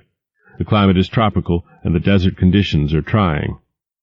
I shall welcome further correspondence upon this subject, and am keenly eager to assist in any plan you may devise. After studying your articles, I am deeply impressed with the profound significance of the whole matter. Dr. Boyle will write later. When rapid communication is needed, a cable to Perth can be relayed by wireless. Hoping profoundly for an early message, believe me. Most faithfully yours, Robert B. F. Mackenzie. Of the immediate aftermath of this letter, much can be learned from the press. My good fortune in securing the backing of Miskatonic University was great, and both Mr. Mackenzie and Dr. Boyle proved invaluable in arranging matters at the Australian end. We were not too specific with the public about our objects, since the whole matter would have lent itself unpleasantly to sensational and jocose treatment by the cheaper newspapers. As a result, printed reports were sparing, but enough appeared to tell of our quest for reported Australian ruins and to chronicle our various preparatory steps.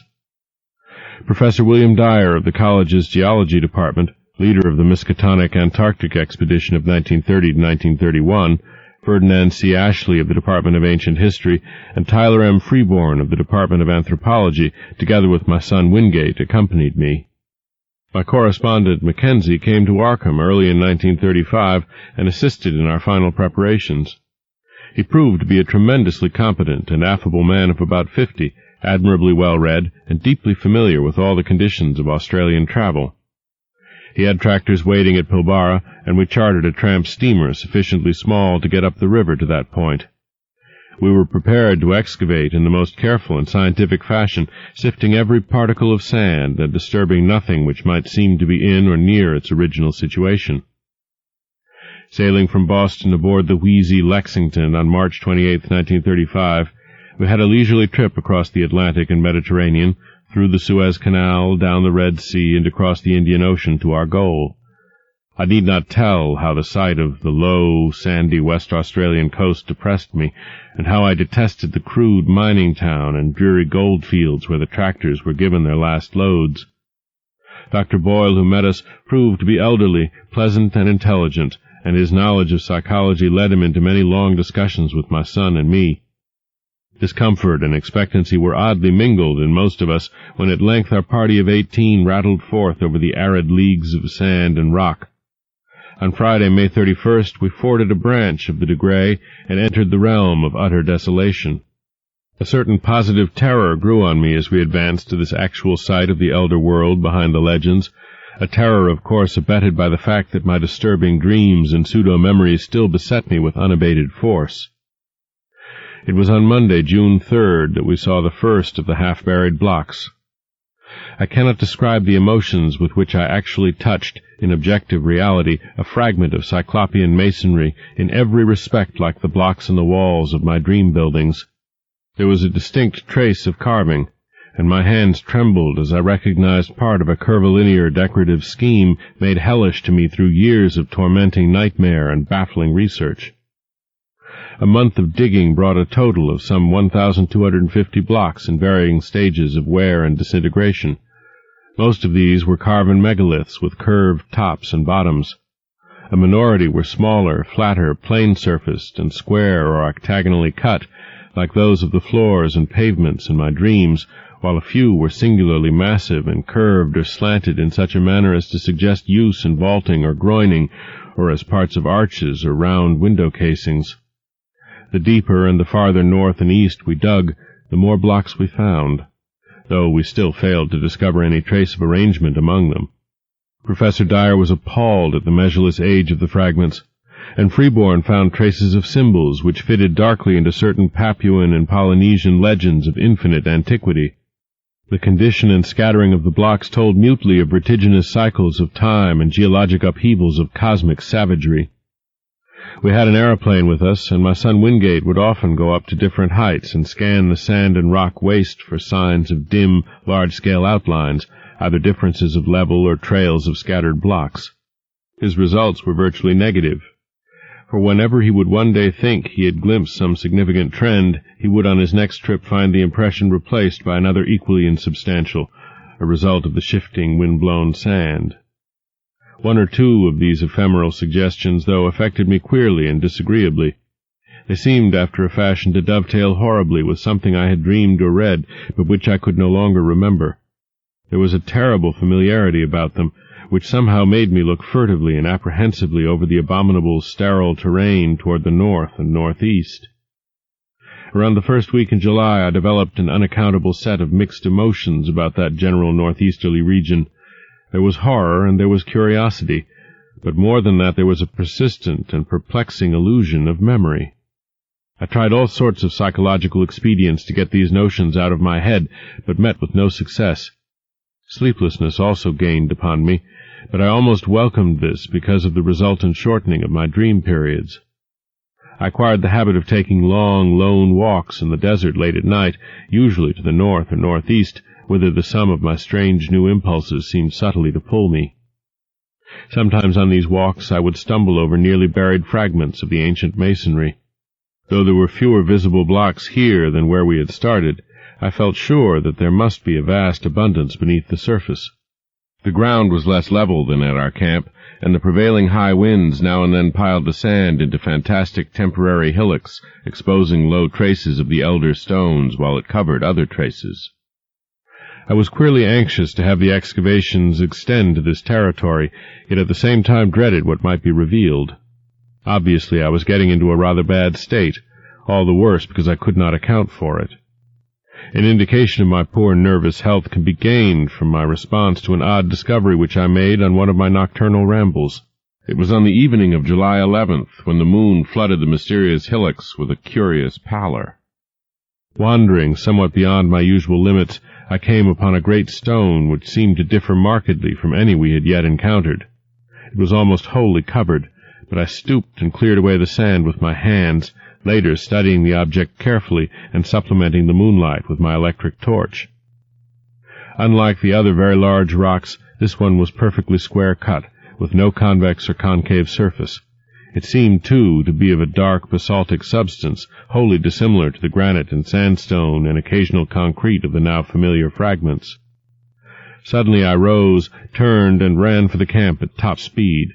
It was a wholly unconscious and irrational flight, and only when I was close to my tent did I fully realize why I had run. Then it came to me. The queer dark stone was something which I had dreamed and read about, and which was linked with the uttermost horrors of the eon-old legendary. It was one of the blocks of that basaltic elder masonry which the fabled great race held in such fear. The tall, windowless ruins left by those brooding, half-material alien things that festered in earth's nether abysses, and against whose wind-like, invisible forces the trapdoors were sealed and the sleepless sentinels posted. I remained awake all night, but by dawn realized how silly I had been to let the shadow of a myth upset me. Instead of being frightened, I should have had a discoverer's enthusiasm. The next forenoon I told the others about my find, and Dyer, Freeborn, Boyle, my son, and I set out to view the anomalous block. Failure, however, confronted us. I had formed no clear idea of the stone's location, and a late wind had wholly altered the hillocks of shifting sand.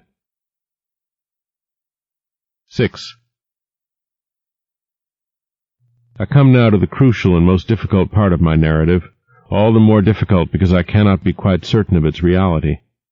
At times I feel uncomfortably sure that I was not dreaming or deluded, and it is this feeling, in view of the stupendous implications which the objective truth of my experience would raise, which impels me to make this record. My son, a trained psychologist with the fullest and most sympathetic knowledge of my whole case, shall be the primary judge of what I have to tell. First, let me outline the externals of the matter, as those at the camp know them. On the night of July 17th to 18th, after a windy day, I retired early, but could not sleep. Rising shortly before 11, and afflicted as usual with that strange feeling regarding the northeastward terrain, I set out on one of my typical nocturnal walks, seeing and greeting only one person, an Australian miner named Tupper, as I left our precincts. The moon, slightly past full, shone from a clear sky and drenched the ancient sands with a white, leprous radiance which seemed to me somehow infinitely evil. There was no longer any wind, nor did any return for nearly 5 hours, as amply attested by Tupper and others who saw me walking rapidly across the pallid, secret-guarding hillocks toward the northeast. About 3:30 a.m. a violent wind blew up, waking everyone in camp and felling 3 of the tents. The sky was unclouded, and the desert still blazed with that leprous moonlight. As the party saw to the tents, my absence was noted, but in view of my previous walks, this circumstance gave no one alarm.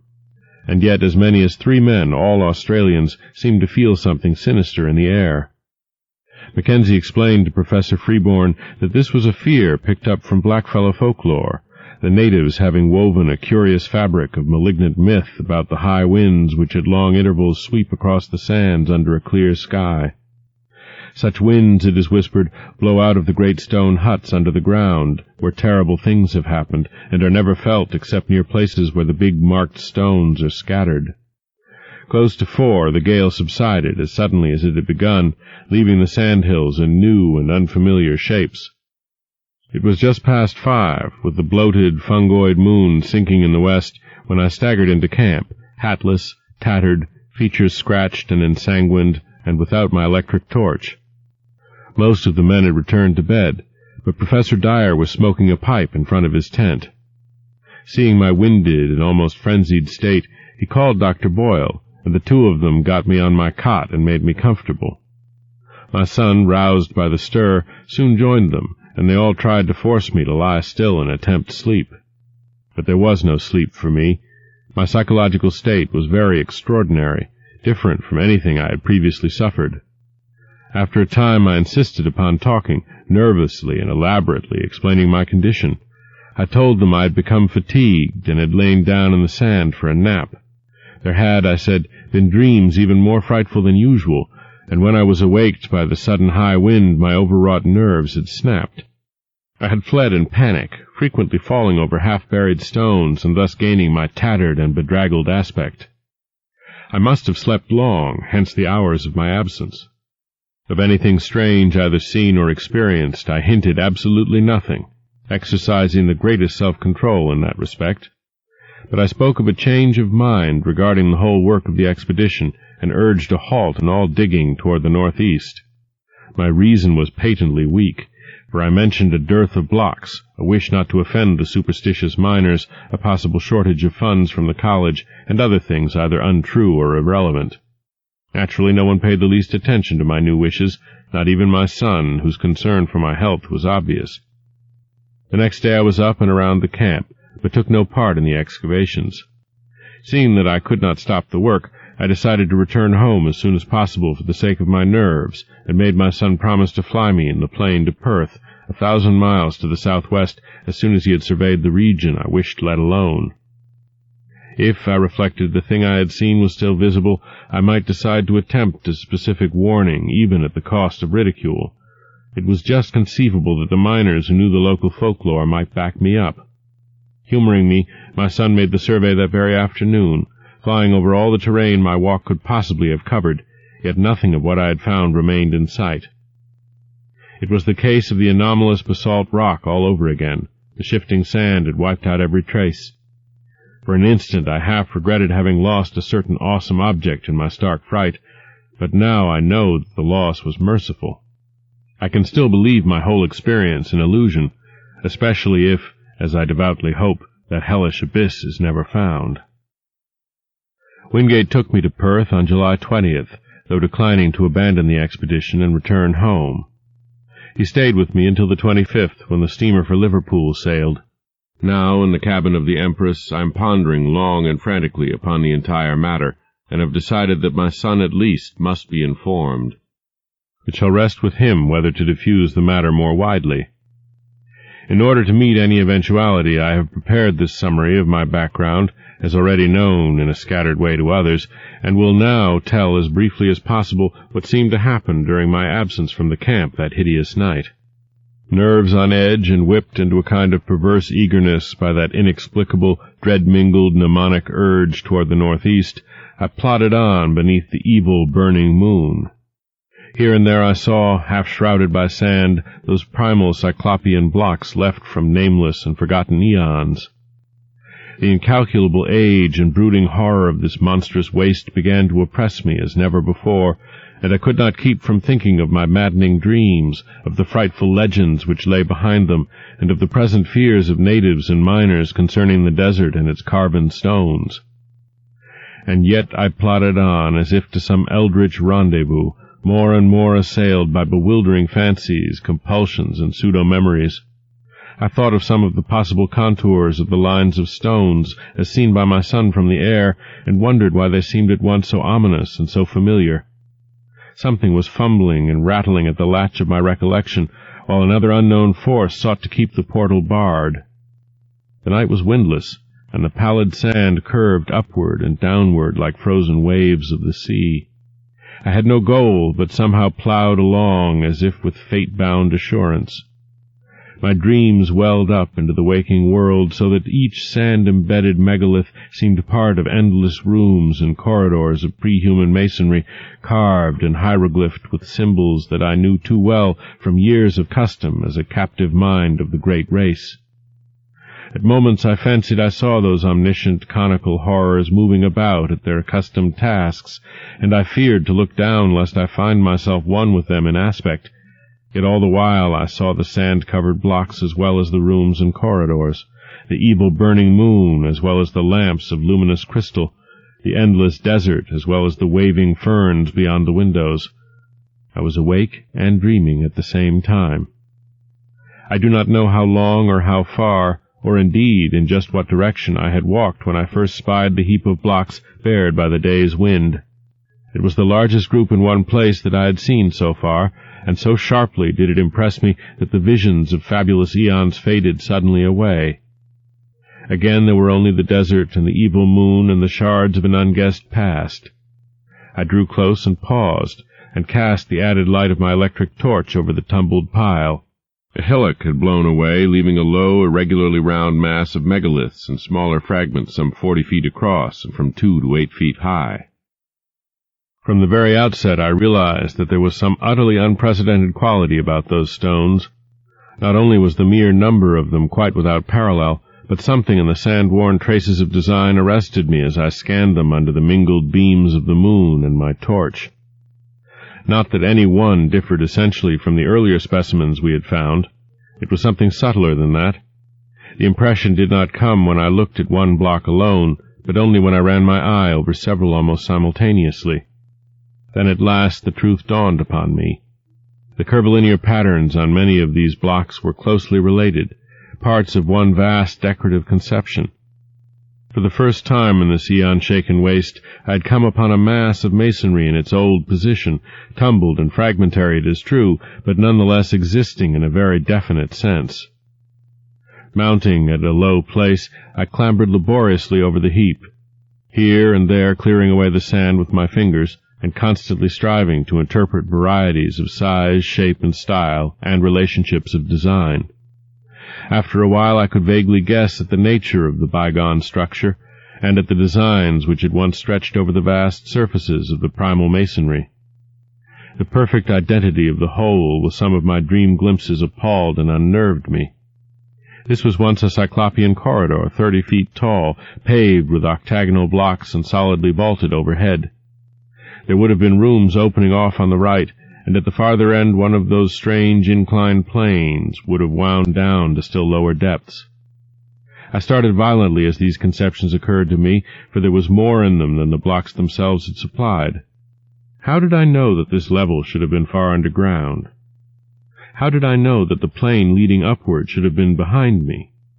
How did I know that the long subterranean passage to the square of pillars ought to lie on the left, one level above me? How did I know that the room of machines and the rightward leading tunnel to the central archives ought to lie 2 levels below? How did I know that there would be one of those horrible metal-banded trapdoors at the very bottom 4 levels down? Bewildered by this intrusion from the dream world, I found myself shaking and bathed in a cold perspiration. Then, as a last intolerable touch, I felt that faint, insidious stream of cool air trickling upward from a depressed place near the center of the huge heap. Instantly, as once before, my visions faded, and I saw again only the evil moonlight, the brooding desert, and the spreading tumulus of Paleogean masonry. Something real and tangible, yet fraught with infinite suggestions of nighted mystery, now confronted me. For that stream of air could argue but one thing, a hidden gulf of great size beneath the disordered blocks on the surface. My first thought was of the sinister blackfellow legends of vast underground huts among the megaliths, where horrors happen and great winds are born. Then thoughts of my own dreams came back, and I felt dim pseudo-memories tugging at my mind. What manner of place lay below me? What primal, inconceivable source of age-old myth cycles and haunting nightmares might I be on the brink of uncovering? It was only for a moment that I hesitated, for more than curiosity and scientific zeal was driving me on and working against my growing fear. I seemed to move almost automatically, as if in the clutch of some compelling fate. Pocketing my torch and struggling with a strength that I had not thought I possessed, I wrenched aside first one tightened fragment of stone and then another, till there welled up a strong draught whose dampness contrasted oddly with the desert's dry air. A black rift began to yawn, and at length, when I had pushed away every fragment small enough to budge, the leprous moonlight blazed on an aperture of ample width to admit me. I drew out my torch and cast a brilliant beam into the opening. Below me was a chaos of tumbled masonry, sloping roughly down toward the north at an angle of about 45 degrees, and evidently the result of some bygone collapse from above. Between its surface and the ground level was a gulf of impenetrable blackness, at whose upper edge were signs of gigantic, stress-heaved vaulting. At this point, it appeared, the desert's sands lay directly upon a floor of some Titan structure of Earth's youth. How preserved through eons of geologic convulsion I could not then and cannot now even attempt to guess. In retrospect, the barest idea of a sudden, lone descent into such a doubtful abyss, and at a time when one's whereabouts were unknown to any living soul, seems like the utter apex of insanity. Perhaps it was, yet that night I embarked without hesitancy upon such a descent. Again there was manifest that lure and driving of fatality which had all along seemed to direct my course.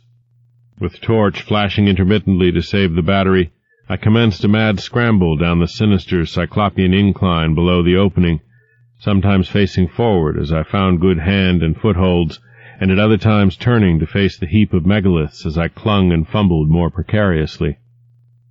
In 2 directions beside me, distant walls of carven, crumbling masonry loomed dimly under the direct beams of my torch.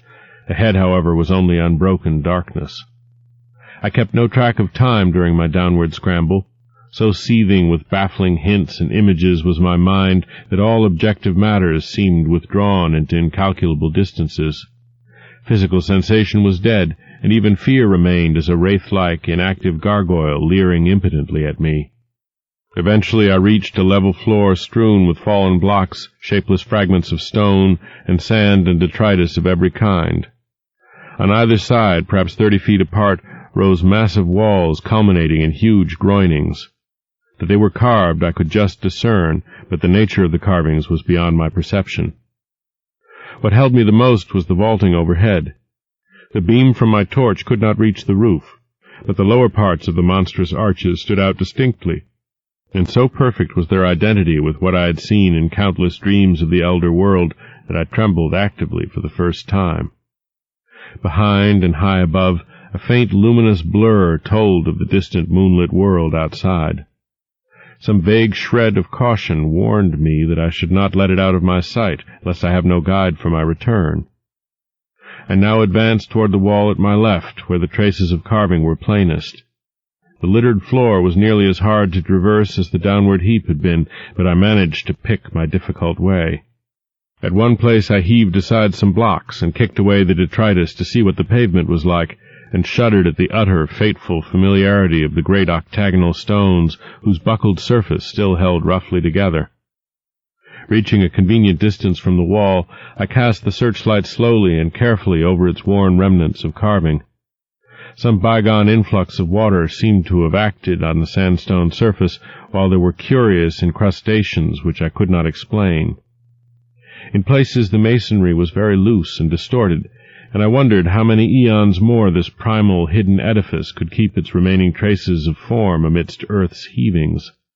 But it was the carvings themselves that excited me most. Despite their time-crumbled state, they were relatively easy to trace at close range, and the complete, intimate familiarity of every detail almost stunned my imagination.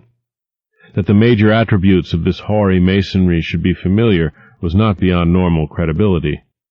Powerfully impressing the weavers of certain myths, they had become embodied in a stream of cryptic lore which somehow, coming to my notice during the amnesic period, had evoked vivid images in my subconscious mind. But how could I explain the exact and minute fashion in which each line and spiral of these strange designs tallied with what I had dreamed for more than a score of years? What obscure, forgotten iconography could have reproduced each subtle shading and nuance which so persistently, exactly, and unvaryingly besieged my sleeping vision night after night? For this was no chance or remote resemblance. Definitely and absolutely the millennially ancient, eon-hidden corridor in which I stood was the original of something I knew in sleep as intimately as I knew my own house in Crane Street, Arkham. True, my dreams showed the place in its undecayed prime, but the identity was no less real on that account. I was wholly and horribly oriented. The particular structure I was in was known to me. Known, too, was its place in that terrible elder city of dreams. That I could visit unerringly any point in that structure or in that city which had escaped the changes and devastations of uncounted ages, I realized with hideous and instinctive certainty. What, in heaven's name, could all this mean? How had I come to know what I knew? And what awful reality could lie behind those antique tales of the beings who had dwelt in this labyrinth of primordial stone? Words can convey only fractionally the welter of dread and bewilderment which ate at my spirit. I knew this place.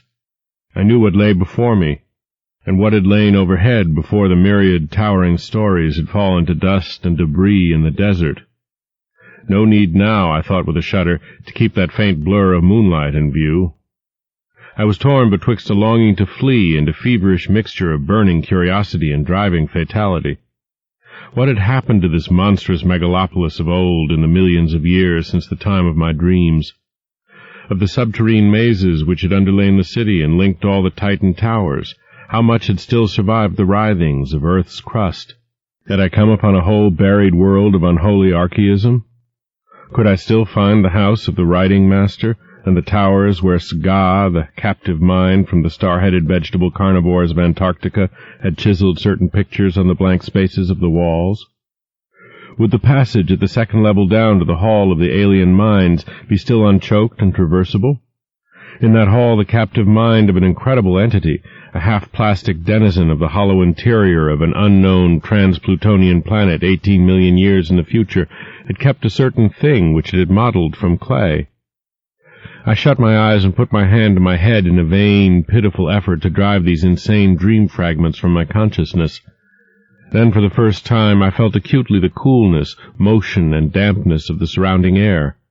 Shuddering, I realized that a vast chain of eon-dead black gulfs must indeed be yawning somewhere beyond and below me. I thought of the frightful chambers and corridors and inclines as I recalled them from my dreams. Would the way to the Central Archive still be open? Again that driving fatality tugged insistently at my brain as I recalled the awesome records that once lay cased in those rectangular vaults of rustless metal. There, said the dreams and legends, had reposed the whole history, past and future, of the cosmic space-time continuum, written by captive minds from every orb and every age in the solar system. Madness, of course, but had I not now stumbled into a nighted world as mad as I?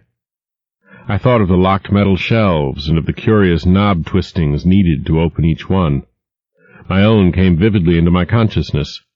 How often had I gone through that intricate routine of varied turns and pressures in the terrestrial vertebrate section on the lowest level? Every detail was fresh and familiar. If there were such a vault as I had dreamed of, I could open it in a moment. It was then that madness took me utterly. An instant later, and I was leaping and stumbling over the rocky debris toward the well-remembered incline to the depths below. 7. From that point forward, my impressions are scarcely to be relied on. Indeed, I still possess a final, desperate hope that they all form parts of some demonic dream or illusion born of delirium. A fever raged in my brain, and everything came to me through a kind of haze, sometimes only intermittently. The rays of my torch shot feebly into the engulfing blackness, bringing phantasmal flashes of hideously familiar walls and carvings, all blighted with the decay of ages. In one place a tremendous mass of vaulting had fallen, so that I had to clamber over a mighty mound of stones reaching almost to the ragged, grotesquely stalactited roof. It was all the ultimate apex of nightmare, made worse by the blasphemous tug of pseudo-memory. One thing only was unfamiliar, and that was my own size in relation to the monstrous masonry. I felt oppressed by a sense of unwonted smallness, as if the sight of these towering walls from a mere human body was something wholly new and abnormal. Again and again I looked nervously down at myself, vaguely disturbed by the human form I possessed. Onward through the blackness of the abyss I leaped, plunged and staggered, often falling and bruising myself, and once nearly shattering my torch. Every stone and corner of that demonic gulf was known to me, and at many points I stopped to cast beams of light through choked and crumbling yet familiar archways. Some rooms had totally collapsed. Others were bare or debris-filled. In a few I saw masses of metal, some fairly intact, some broken, and some crushed or battered, which I recognized as the colossal pedestals or tables of my dreams. What they could in truth have been, I dared not guess. I found the downward incline and began its descent, though after a time halted by a gaping, ragged chasm whose narrowest point could not be much less than 4 feet across. Here the stonework had fallen through, revealing incalculable, inky depths beneath. I knew there were 2 more cellar levels in this Titan edifice, and trembled with fresh panic as I recalled the metal-clamped trapdoor on the lowest one. There could be no guards now, for what had lurked beneath had long since done its hideous work and sunk into its long decline. By the time of the post-human beetle race it would be quite dead, and yet as I thought of the native legends I trembled anew. It cost me a terrible effort to vault that yawning chasm, since the littered floor prevented a running start, but madness drove me on. I chose a place close to the left-hand wall, where the rift was least wide and the landing spot reasonably clear of dangerous debris, and after one frantic moment reached the other side in safety. At last, gaining the lower level, I stumbled on past the archway of the room of machines, within which were fantastic ruins of metal, half buried beneath fallen vaulting. Everything was where I knew it would be, and I climbed confidently over the heaps which barred the entrance of a vast transverse corridor. This, I realized, would take me under the city to the central archives. Endless ages seemed to unroll as I stumbled, leaped, and crawled along that debris-cluttered corridor. Now and then I could make out carvings on the age-stained walls, some familiar, others seemingly added since the period of my dreams. Since this was a subterranean house-connecting highway, there were no archways, save when the route led through the lower levels of various buildings. At some of these intersections I turned aside long enough to look down well-remembered corridors and into well-remembered rooms. Twice only did I find any radical changes from what I had dreamed of, and in one of these cases I could trace the sealed-up outlines of the archway I remembered. I shook violently and felt a curious surge of retarding weakness as I steered a hurried and reluctant course through the crypt of one of those great windowless, ruined towers whose alien basalt masonry bespoke a whispered and horrible origin. This primal vault was round and fully 200 feet across, with nothing carved upon the dark-hued stonework. The floor was here free from anything save dust and sand, and I could see the apertures leading upward and downward. There were no stairs or inclines. Indeed, my dreams had pictured those elder towers as wholly untouched by the fabulous great race. Those who had built them had not needed stairs or inclines. In the dreams, the downward aperture had been tightly sealed and nervously guarded. Now it lay open, black and yawning, and giving forth a current of cool, damp air. Of what limitless caverns of eternal night might brood below, I would not permit myself to think. Later, clawing my way along a badly heaped section of the corridor, I reached a place where the roof had wholly caved in. The debris rose like a mountain, and I climbed up over it, passing through a vast, empty space where my torchlight could reveal neither walls nor vaulting. This, I reflected, must be the cellar of the house of the metal purveyors, fronting on the third square not far from the archives. What had happened to it I could not conjecture. I found the corridor again beyond the mountain of detritus and stone, but after a short distance encountered a wholly choked place where the fallen vaulting almost touched the perilously sagging ceiling. How I managed to wrench and tear aside enough blocks to afford a passage, and how I dared disturb the tightly packed fragments when the least shift of equilibrium might have brought down all the tons of superincumbent masonry to crush me to nothingness, I do not know. It was sheer madness that impelled and guided me, if indeed my whole underground adventure was not, as I hope, a hellish delusion or phase of dreaming. But I did make, or dream that I made, a passage that I could squirm through. As I wiggled over the mound of debris, my torch switched continuously on, thrust deeply in my mouth, I felt myself torn by the fantastic stalactites of the jagged floor above me. I was now close to the great underground archival structure which seemed to form my goal. Sliding and clambering down the farther side of the barrier and picking my way along the remaining stretch of corridor with hand-held, intermittently flashing torch, I came at last to a low, circular crypt with arches, still in a marvelous state of preservation, opening off on every side. The walls, or such parts of them as lay within reach of my torchlight, were densely hieroglyphed and chiseled with typical curvilinear symbols, some added since the period of my dreams. This, I realized, was my fated destination, and I turned at once through a familiar archway on my left. That I could find a clear passage up and down the incline to all the surviving levels, I had oddly little doubt. This vast, earth-protected pile, housing the annals of all the solar system, had been built with supernal skill and strength to last as long as that system itself. Blocks of stupendous size, poised with mathematical genius and bound with cements of incredible toughness, had combined to form a mass as firm as the planet's rocky core. Here, after ages more prodigious than I could sanely grasp, its buried bulk stood in all its essential contours, the vast, dust-drifted floors scarce sprinkled with the litter elsewhere so dominant. The relatively easy walking from this point onward went curiously to my head. All the frantic eagerness hitherto frustrated by obstacles now took itself out in a kind of febrile speed, and I literally raced along the low-roofed, monstrously well-remembered aisles beyond the archway. I was past being astonished by the familiarity of what I saw. On every hand the great hieroglyphed metal shelf doors loomed monstrously, some yet in place, others sprung open, and still others bent and buckled under bygone geological stresses not quite strong enough to shatter the tightened masonry. Here and there a dust-covered heap beneath a gaping, empty shelf seemed to indicate where cases had been shaken down by earth tremors. On occasional pillars were great symbols or letters proclaiming classes and subclasses of volumes. Once I paused before an open vault where I saw some of the accustomed metal cases still in position amidst the omnipresent gritty dust. Reaching up, I dislodged one of the thinner specimens with some difficulty and rested it on the floor for inspection. It was titled in the prevailing curvilinear hieroglyphs, though something in the arrangement of the characters seemed subtly unusual.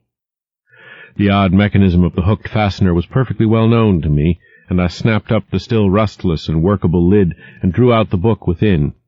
The latter, as expected, was some 20 by 15 inches in area and 2 inches thick, the thin metal covers opening at the top.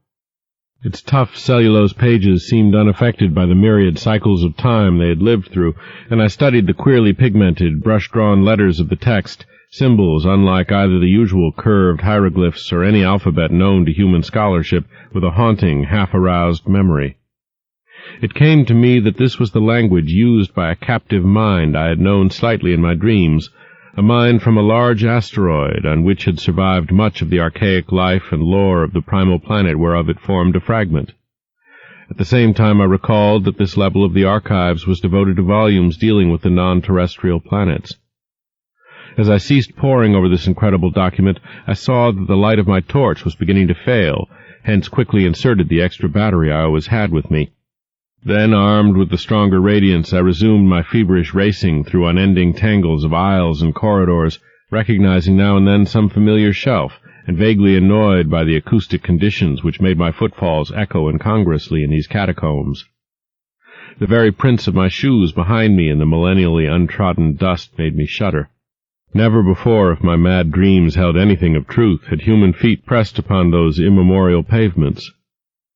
Of the particular goal of my insane racing, my conscious mind held no hint. There was, however, some force of evil potency pulling at my dazed will and buried recollection, so that I vaguely felt I was not running at random. I came to a downward incline and followed it to profounder depths. Floors flashed by me as I raced, but I did not pause to explore them. In my whirling brain there had begun to beat a certain rhythm which set my right hand twitching in unison. I wanted to unlock something, and felt that I knew all the intricate twists and pressures needed to do it. It would be like a modern safe with a combination lock. Dream or not, I had once known and still knew. How any dream or scrap of unconsciously absorbed legend could have taught me a detail so minute, so intricate, and so complex, I did not attempt to explain to myself. I was beyond all coherent thought. For was not this whole experience, this shocking familiarity with a set of unknown ruins, and this monstrously exact identity of everything before me with what only dreams and scraps of myth could have suggested, a horror beyond all reason? Probably it was my basic conviction then, as it is now during my saner moments, that I was not awake at all, and that the entire buried city was a fragment of febrile hallucination. Eventually I reached the lowest level and struck off to the right of the incline. For some shadowy reason I tried to soften my steps, even though I lost speed thereby. There was a space I was afraid to cross on this last, deeply buried floor. As I drew near it, I recalled what thing in that space I feared. It was merely one of the metal-barred and closely guarded trapdoors. There would be no guards now, and on that account I trembled and tiptoed as I had done in passing through that black basalt vault where a similar trapdoor had yawned. I felt a current of cool, damp air as I had felt there, and wished that my course led in another direction. Why I had to take the particular course I was taking, I did not know.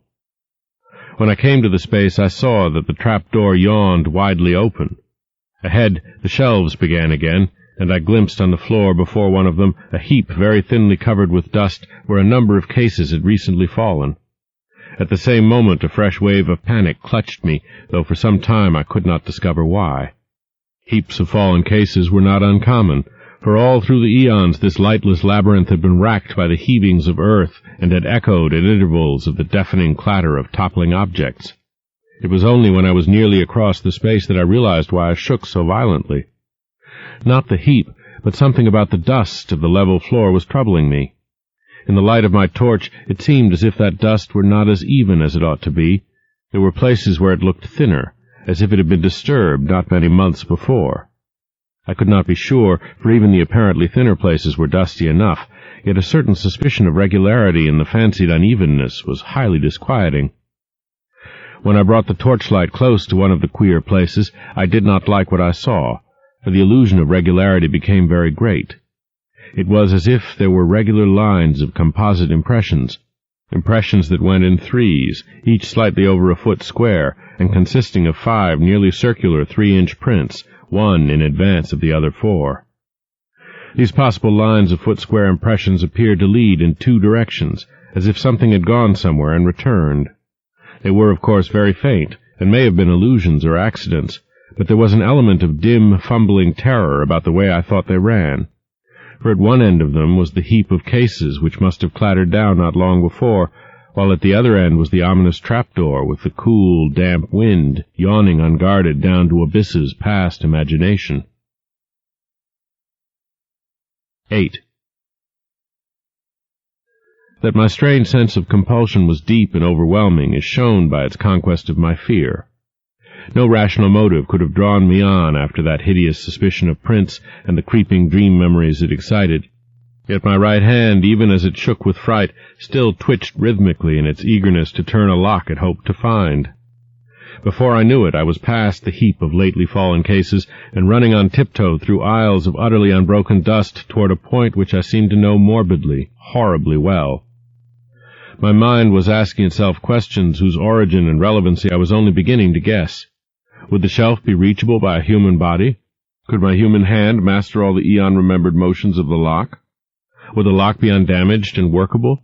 And what would I do, what dare I do, with what, as I now commenced to realize, I both hoped and feared to find? Would it prove the awesome, brain-shattering truth of something past normal conception, or show only that I was dreaming? The next I knew I had ceased my tiptoed racing and was standing still, staring at a row of maddeningly familiar hieroglyphed shelves. They were in a state of almost perfect preservation, and only 3 of the doors in this vicinity had sprung open. My feelings towards these shelves cannot be described, so utter and insistent was the sense of old acquaintance. I was looking high up at a row near the top and wholly out of my reach, and wondering how I could climb to best advantage. An open door 4 rows from the bottom would help, and the locks of the closed doors formed possible holds for hands and feet. I would grip the torch between my teeth, as I had in other places where both hands were needed. Above all, I must make no noise.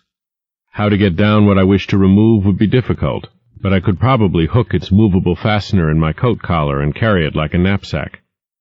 Again I wondered whether the lock would be undamaged. That I could repeat each familiar motion I had not the least doubt, but I hoped the thing would not scrape or creak, and that my hand could work it properly. Even as I thought these things, I had taken the torch in my mouth and begun to climb. The projecting locks were poor supports, but, as I had expected, the opened shelf helped greatly. I used both the swinging door and the edge of the aperture itself in my ascent, and managed to avoid any loud creaking. Balanced on the upper edge of the door and leaning far to my right, I could just reach the lock I sought. My fingers, half numb from climbing, were very clumsy at first, but I soon saw that they were anatomically adequate, and the memory rhythm was strong in them. Out of unknown gulfs of time, the intricate, secret motions had somehow reached my brain correctly in every detail, for after less than 5 minutes of trying, there came a click whose familiarity was all the more startling because I had not consciously anticipated it. In another instant the metal door was slowly swinging open, with only the faintest, grating sound. Dazedly I looked over the row of grayish case ends thus exposed, and felt a tremendous surge of some wholly inexplicable emotion. Just within reach of my right hand was a case whose curving hieroglyphs made me shake with a pang infinitely more complex than one of mere fright. Still shaking, I managed to dislodge it amidst a shower of gritty flakes, and ease it over toward myself without any violent noise. Like the other case I had handled, it was slightly more than 20 by 15 inches in size, with curved mathematical designs in low relief. In thickness it just exceeded 3 inches. Crudely wedging it between myself and the surface I was climbing, I fumbled with the fastener and finally got the hook free. Lifting the cover, I shifted the heavy object to my back and let the hook catch hold of my collar. Hands now free, I awkwardly clambered down to the dusty floor and prepared to inspect my prize.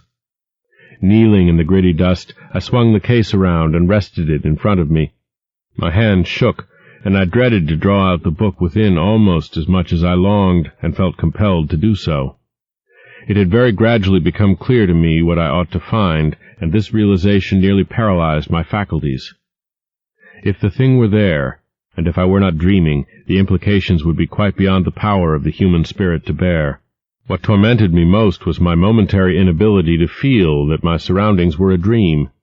The sense of reality was hideous, and again becomes so as I recall the scene. At length I tremblingly pulled the book from its container and stared fascinatedly at the well-known hieroglyphs on the cover.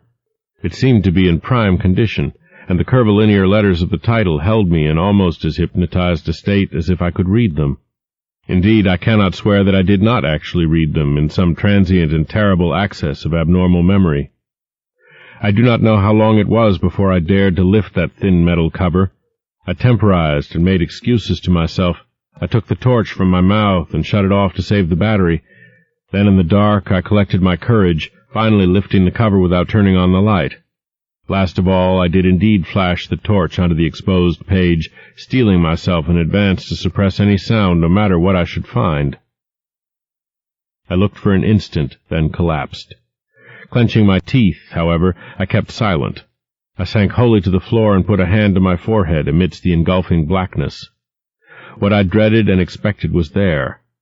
Either I was dreaming, or time and space had become a mockery.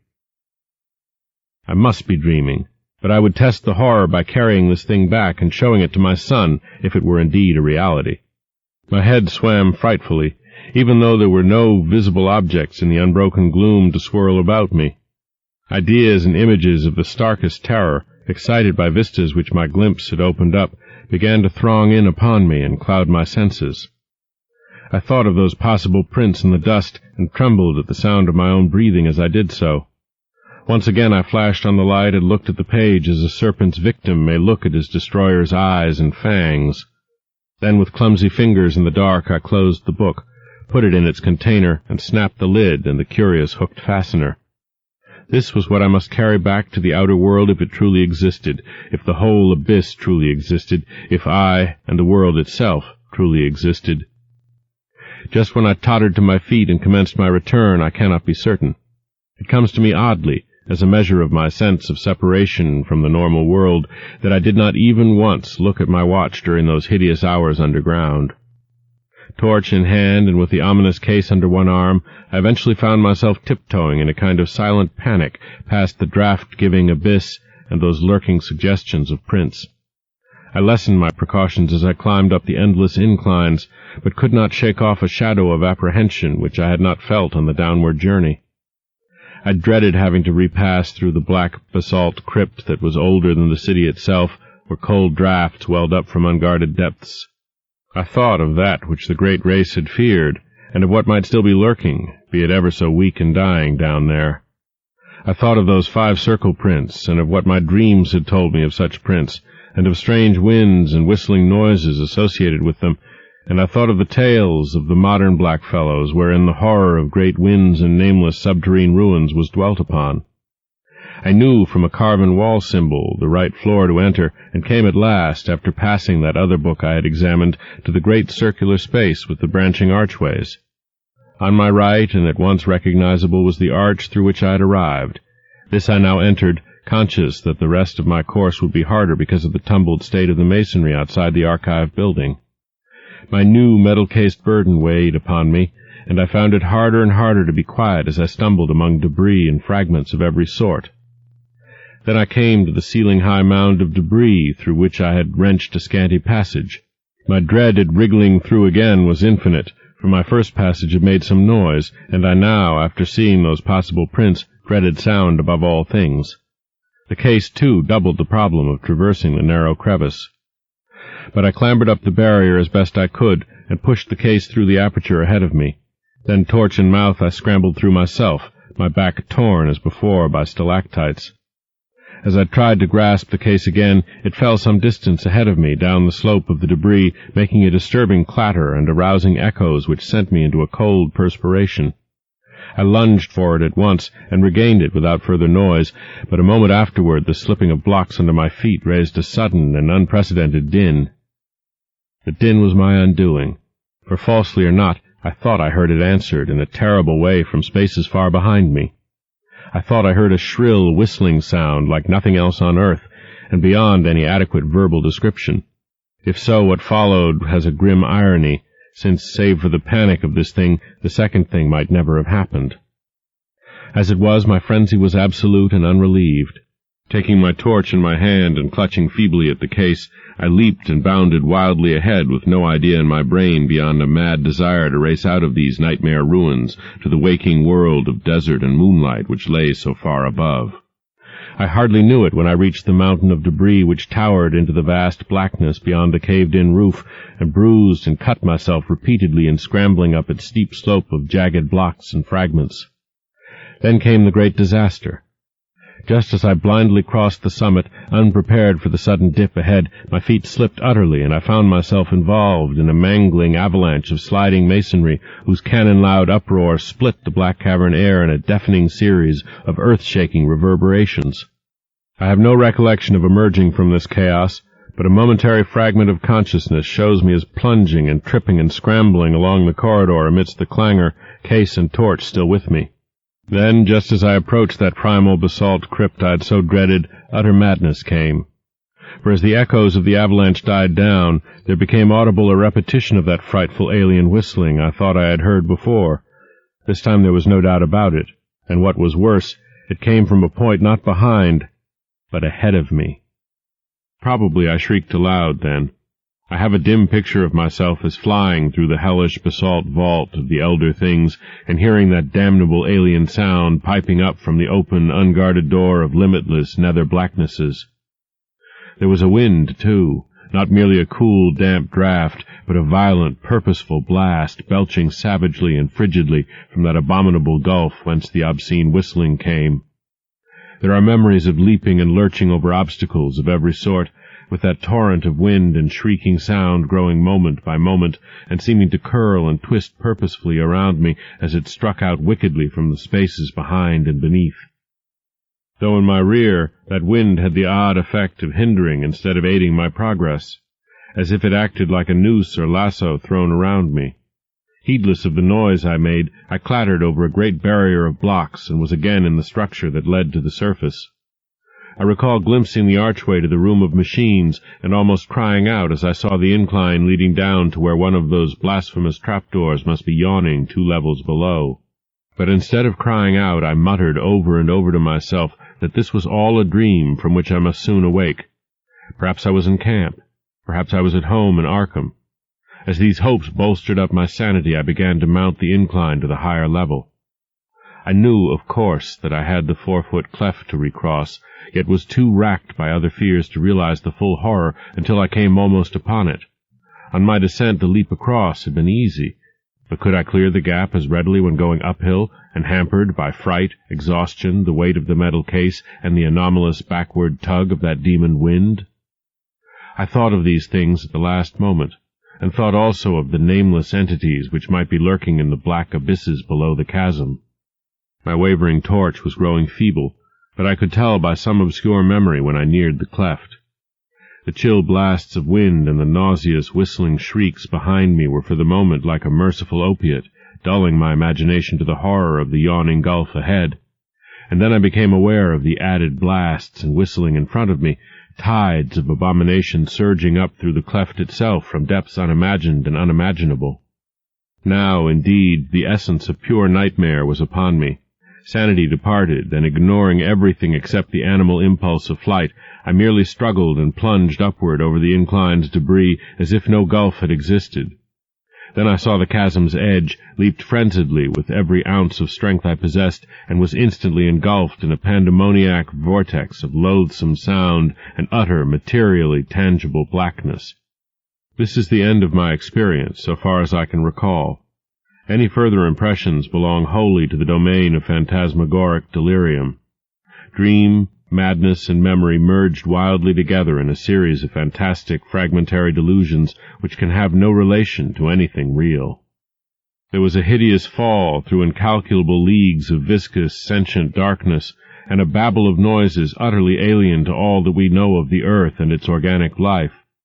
Dormant, rudimentary senses seemed to start into vitality within me, telling of pits and voids peopled by floating horrors and leading to sunless crags and oceans and teeming cities of windowless basalt towers upon which no light ever shone. Secrets of the primal planet and its immemorial eons flashed through my brain without the aid of sight or sound, and there were known to me things which not even the wildest of my former dreams had ever suggested. And all the while cold fingers of damp vapor clutched and picked at me, and that eldritch, damnable whistling shrieked fiendishly above all the alternations of babble and silence in the whirlpools of darkness around. Afterward there were visions of the Cyclopean city of my dreams, not in ruins, but just as I had dreamed of it.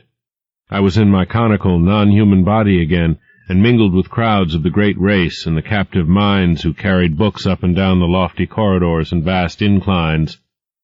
Then, superimposed upon these pictures were frightful momentary flashes of a non-visual consciousness involving desperate struggles, a writhing free from clutching tentacles of whistling wind, an insane bat-like flight through half-solid air, a feverish burrowing through the cyclone-whipped dark, and a wild stumbling and scrambling over fallen masonry. Once there was a curious, intrusive flash of half-sight, a faint, diffuse suspicion of bluish radiance far overhead. Then there came a dream of wind, pursued climbing and crawling, of wriggling into a blaze of sardonic moonlight through a jumble of debris which slid and collapsed after me amidst a morbid hurricane. It was the evil, monotonous beating of that maddening moonlight which at last told me of the return of what I had once known as the objective waking world. I was clawing prone through the sands of the Australian desert, and around me shrieked such a tumult of wind as I had never before known on our planet's surface. My clothing was in rags, and my whole body was a mass of bruises and scratches. Full consciousness returned very slowly, and at no time could I tell just where delirious dream left off and true memory began. There had seemed to be a mound of Titan blocks, an abyss beneath it, a monstrous revelation from the past, and a nightmare horror at the end. But how much of this was real? My flashlight was gone, and likewise any metal case I may have discovered. Had there been such a case? Or any abyss? Or any mound? Raising my head, I looked behind me and saw only the sterile, undulant sands of the desert. The demon wind died down, and the bloated, fungoid moon sank reddeningly in the west. I lurched to my feet and began to stagger southwestward toward the camp. What in truth had happened to me? Had I merely collapsed in the desert and dragged a dream-racked body over miles of sand and buried blocks? If not, how could I bear to live any longer? For in this new doubt, all my faith in the myth-born unreality of my visions dissolved once more into the hellish older doubting. If that abyss was real, then the great race was real, and its blasphemous reachings and seizures in the cosmos-wide vortex of time were no myths or nightmares, but a terrible, soul-shattering actuality. Had I, in full, hideous fact, been drawn back to a pre-human world of 150 million years ago, in those dark, baffling days of the amnesia? Had my present body been the vehicle of a frightful alien consciousness from Paleogean gulfs of time? Had I, as the captive mind of those shambling horrors, indeed known that accursed city of stone in its primordial heyday, and wriggled down those familiar corridors in the loathsome shape of my captor? Were those tormenting dreams of more than 20 years the offspring of stark, monstrous memories? Had I once veritably talked with minds from reachless corners of time and space, learned the universe's secrets, past and to come, and written the annals of my own world for the metal cases of those Titan archives? And were those others, those shocking elder things of the mad winds and demon pipings, in truth a lingering, lurking menace, waiting and slowly weakening in black abysses, while varied shapes of life drag out their multimillennial courses on the planet's age-racked surface? I do not know. If that abyss and what I held were real, there is no hope. Then all too truly there lies upon this world of man a mocking and incredible shadow out of time. But mercifully there is no proof that these things are other than fresh phases of my myth-born dreams. I did not bring back the metal case that would have been a proof, and so far those subterranean corridors have not been found. If the laws of the universe are kind, they will never be found. But I must tell my son what I saw, or thought I saw, and let him use his judgment as a psychologist, engaging the reality of my experience and communicating this account to others.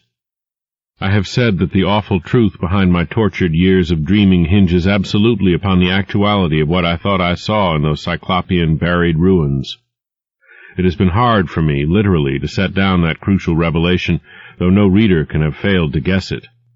Of course, it lay in that book within the metal case, the case which I pried out of its lair amidst the dust of 1,000,000 centuries. No eye had seen, no hand had touched that book since the advent of man to this planet. And yet, when I flashed my torch upon it in that frightful abyss, I saw that the queerly pigmented letters on the brittle, eon-brown cellulose pages were not indeed any nameless hieroglyphs of Earth's youth. They were instead the letters of our familiar alphabet, spelling out the words of the English language in my own handwriting.